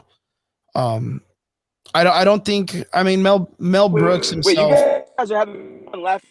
You guys, this shit excited. Shit. Oh, his phone's breaking. Your phone is still doing something kind of weird. Oh my. Yeah. What were you gonna say right now? was just gonna say that you guys are laughing at me and shit, but are you gonna watch it? Are you gonna fucking support this shit? Are you gonna fucking So here's the thing. excited I for did. Spaceballs 2? When I heard about this, I was kind of like, oh shit, like we're gonna get a sequel to Spaceballs. That's so cool because of the fact that in the first film, there's a joke about it being Spaceballs 3 in search for part 2. I thought that was really funny. So I was like, oh shit, like the comedy, like that's comedy gold, right? But again, like I was in the same format. I thought Mel Brooks died a long time ago. I thought he like passed away or something.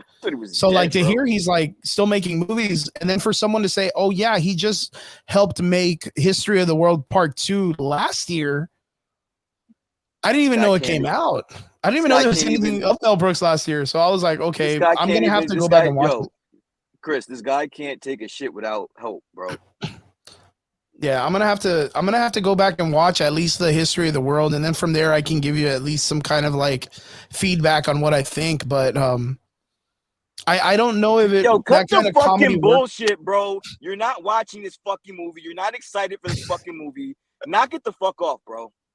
It's Spaceballs 2. I love Spaceballs. I love Spaceballs 1. You are not gonna watch this fucking movie, bro. I'm gonna watch it because I watched Velma. Because I'm gonna watch it because I watched Velma, man. Get the fuck out of here, man. Oh my god! I don't know, man. I heard about it today and I was like, oh, okay, well that's. Yo, you cool, said it's what? For me, I'm not gonna lie. I heard it and I was like, oh, that's cool, I guess. Like I didn't really look. There's no part of me that was like, you know what, I would really want right now in 2024, Spaceballs 2. No one did. No one. One person. Not one person. No, don't get me wrong. Don't get me wrong. The old movie, Spaceballs 1, fucking funny as hell. Classic. Like it had its comedy for the moment. Like it was good. Does it work in the nowadays time? Fuck no. Negative. Not at all. Neither does Naked Gun. Neither does Hot Shots Part 1 and Part 2. None of that kind of comedy works nowadays. Was it good during that time? Yeah. It was cool during that time. It was fun and everything like that, but it just doesn't work in the current status of Hollywood. So like that was my biggest concern, that I was like, man, I should ask these dudes, what do you think they works? And if it doesn't, and I don't think it does. Billy Barnett says Paws of Fury was a tribute to Blazing Saddles, where Brooks was a voice actor. Oh, cool. I didn't even know that. I don't even know what that is. But yeah. Listen, Mel Brooks is awesome. He's a legend. Yes. I want to remember him that way. Like I want to remember him that 100%. way.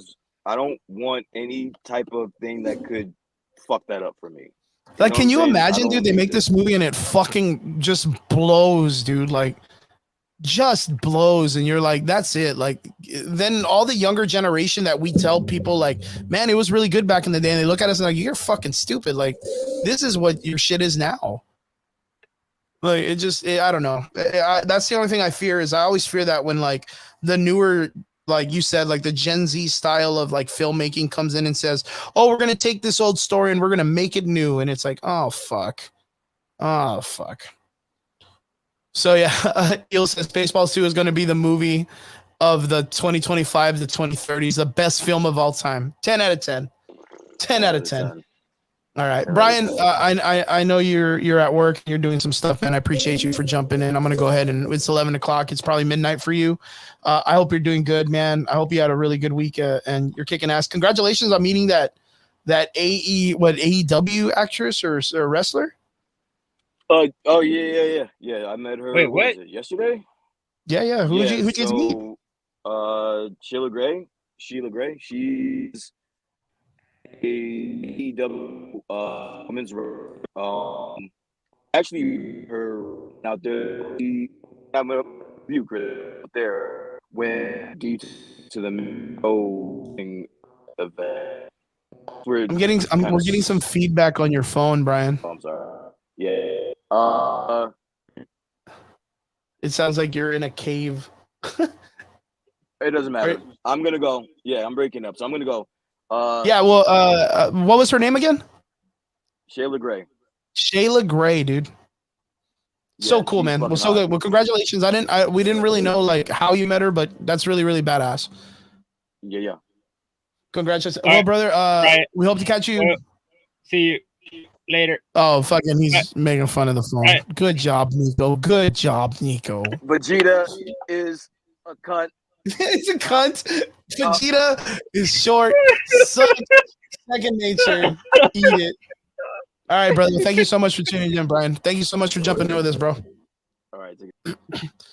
Nico, what a great conversation. Nico, always a privilege. Hey, man, I got to send you a picture of the thing I was making for you. I hope you liked it. Working on Nico's icon. So hopefully we get it more pushed forward. I'm doing it all freehand, so hopefully it gets really, really good. Brian's phone's breaking up, but it's all right. We had the opportunity to hear him talk about, of course, all the good stuff. The Dr. Disrespect drama is something that I think we need to keep an eye on. That's going to be something super in conversation in the next couple of days.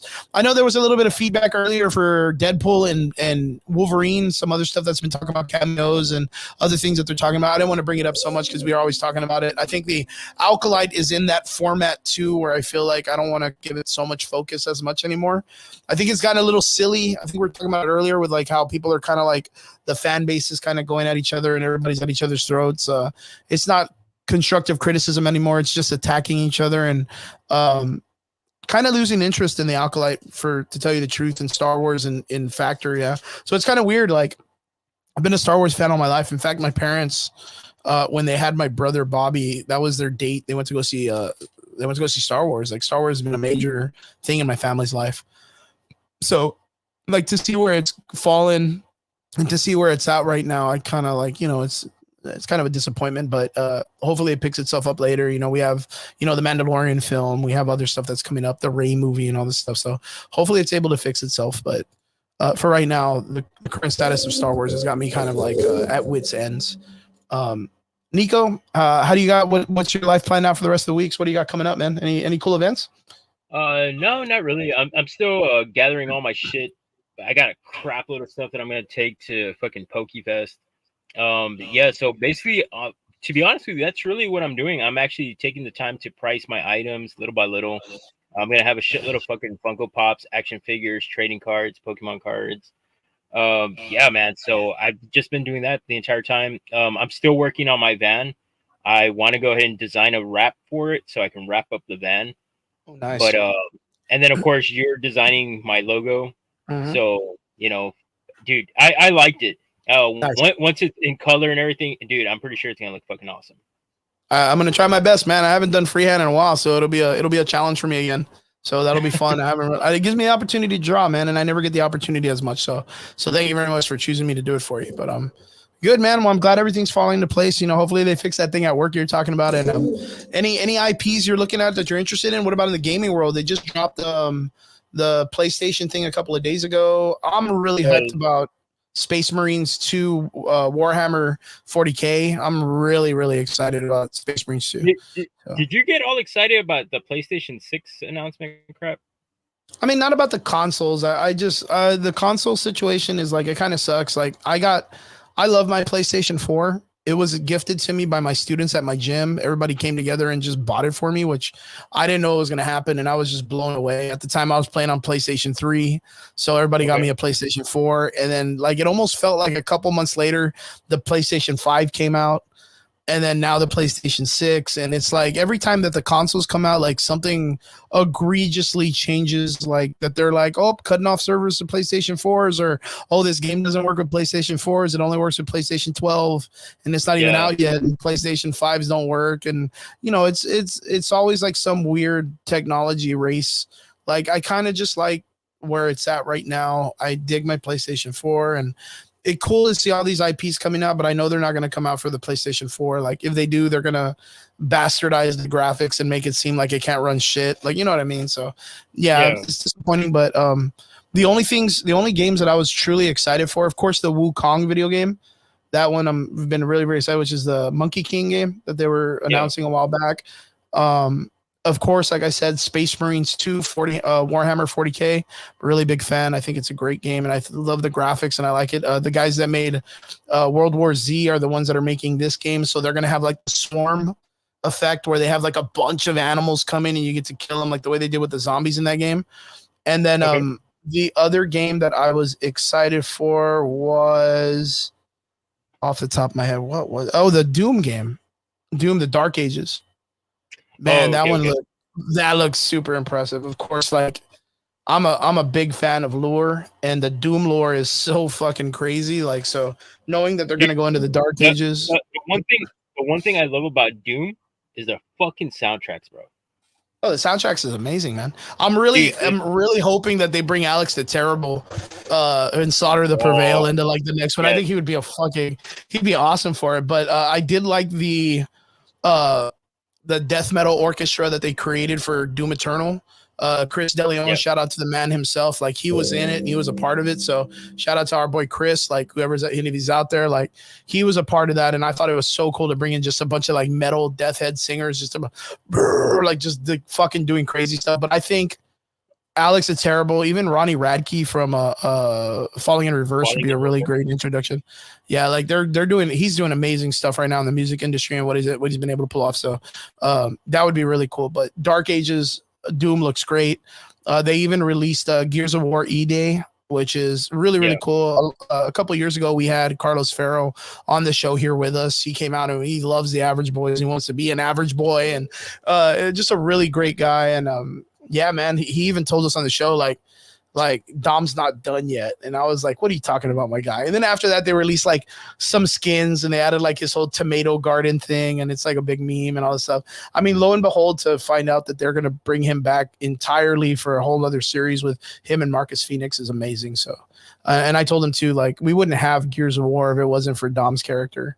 So if he didn't save Marcus Phoenix from the prison, like we would have never had Gears 1. So great shit. I'm super excited to see it come back. And yeah, man, a lot of great stuff coming out video games right now.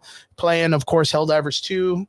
Fortnite just released Reloaded, and they did the Metallica patch that they just recently popped off. So really cool stuff out there, man. So if you guys are out there playing video games, let us know what you guys are playing. Really interested in hearing that. And Nico, where can we find you, bud? Oh, okay. Obviously on Facebook, it's NYKO, last name Cantu. Profile is Scrooge McDuck. Yeah, baby. But yeah, man. Other than that, you can find me here with you guys on the Average Boys podcast. And also with David. Yeah.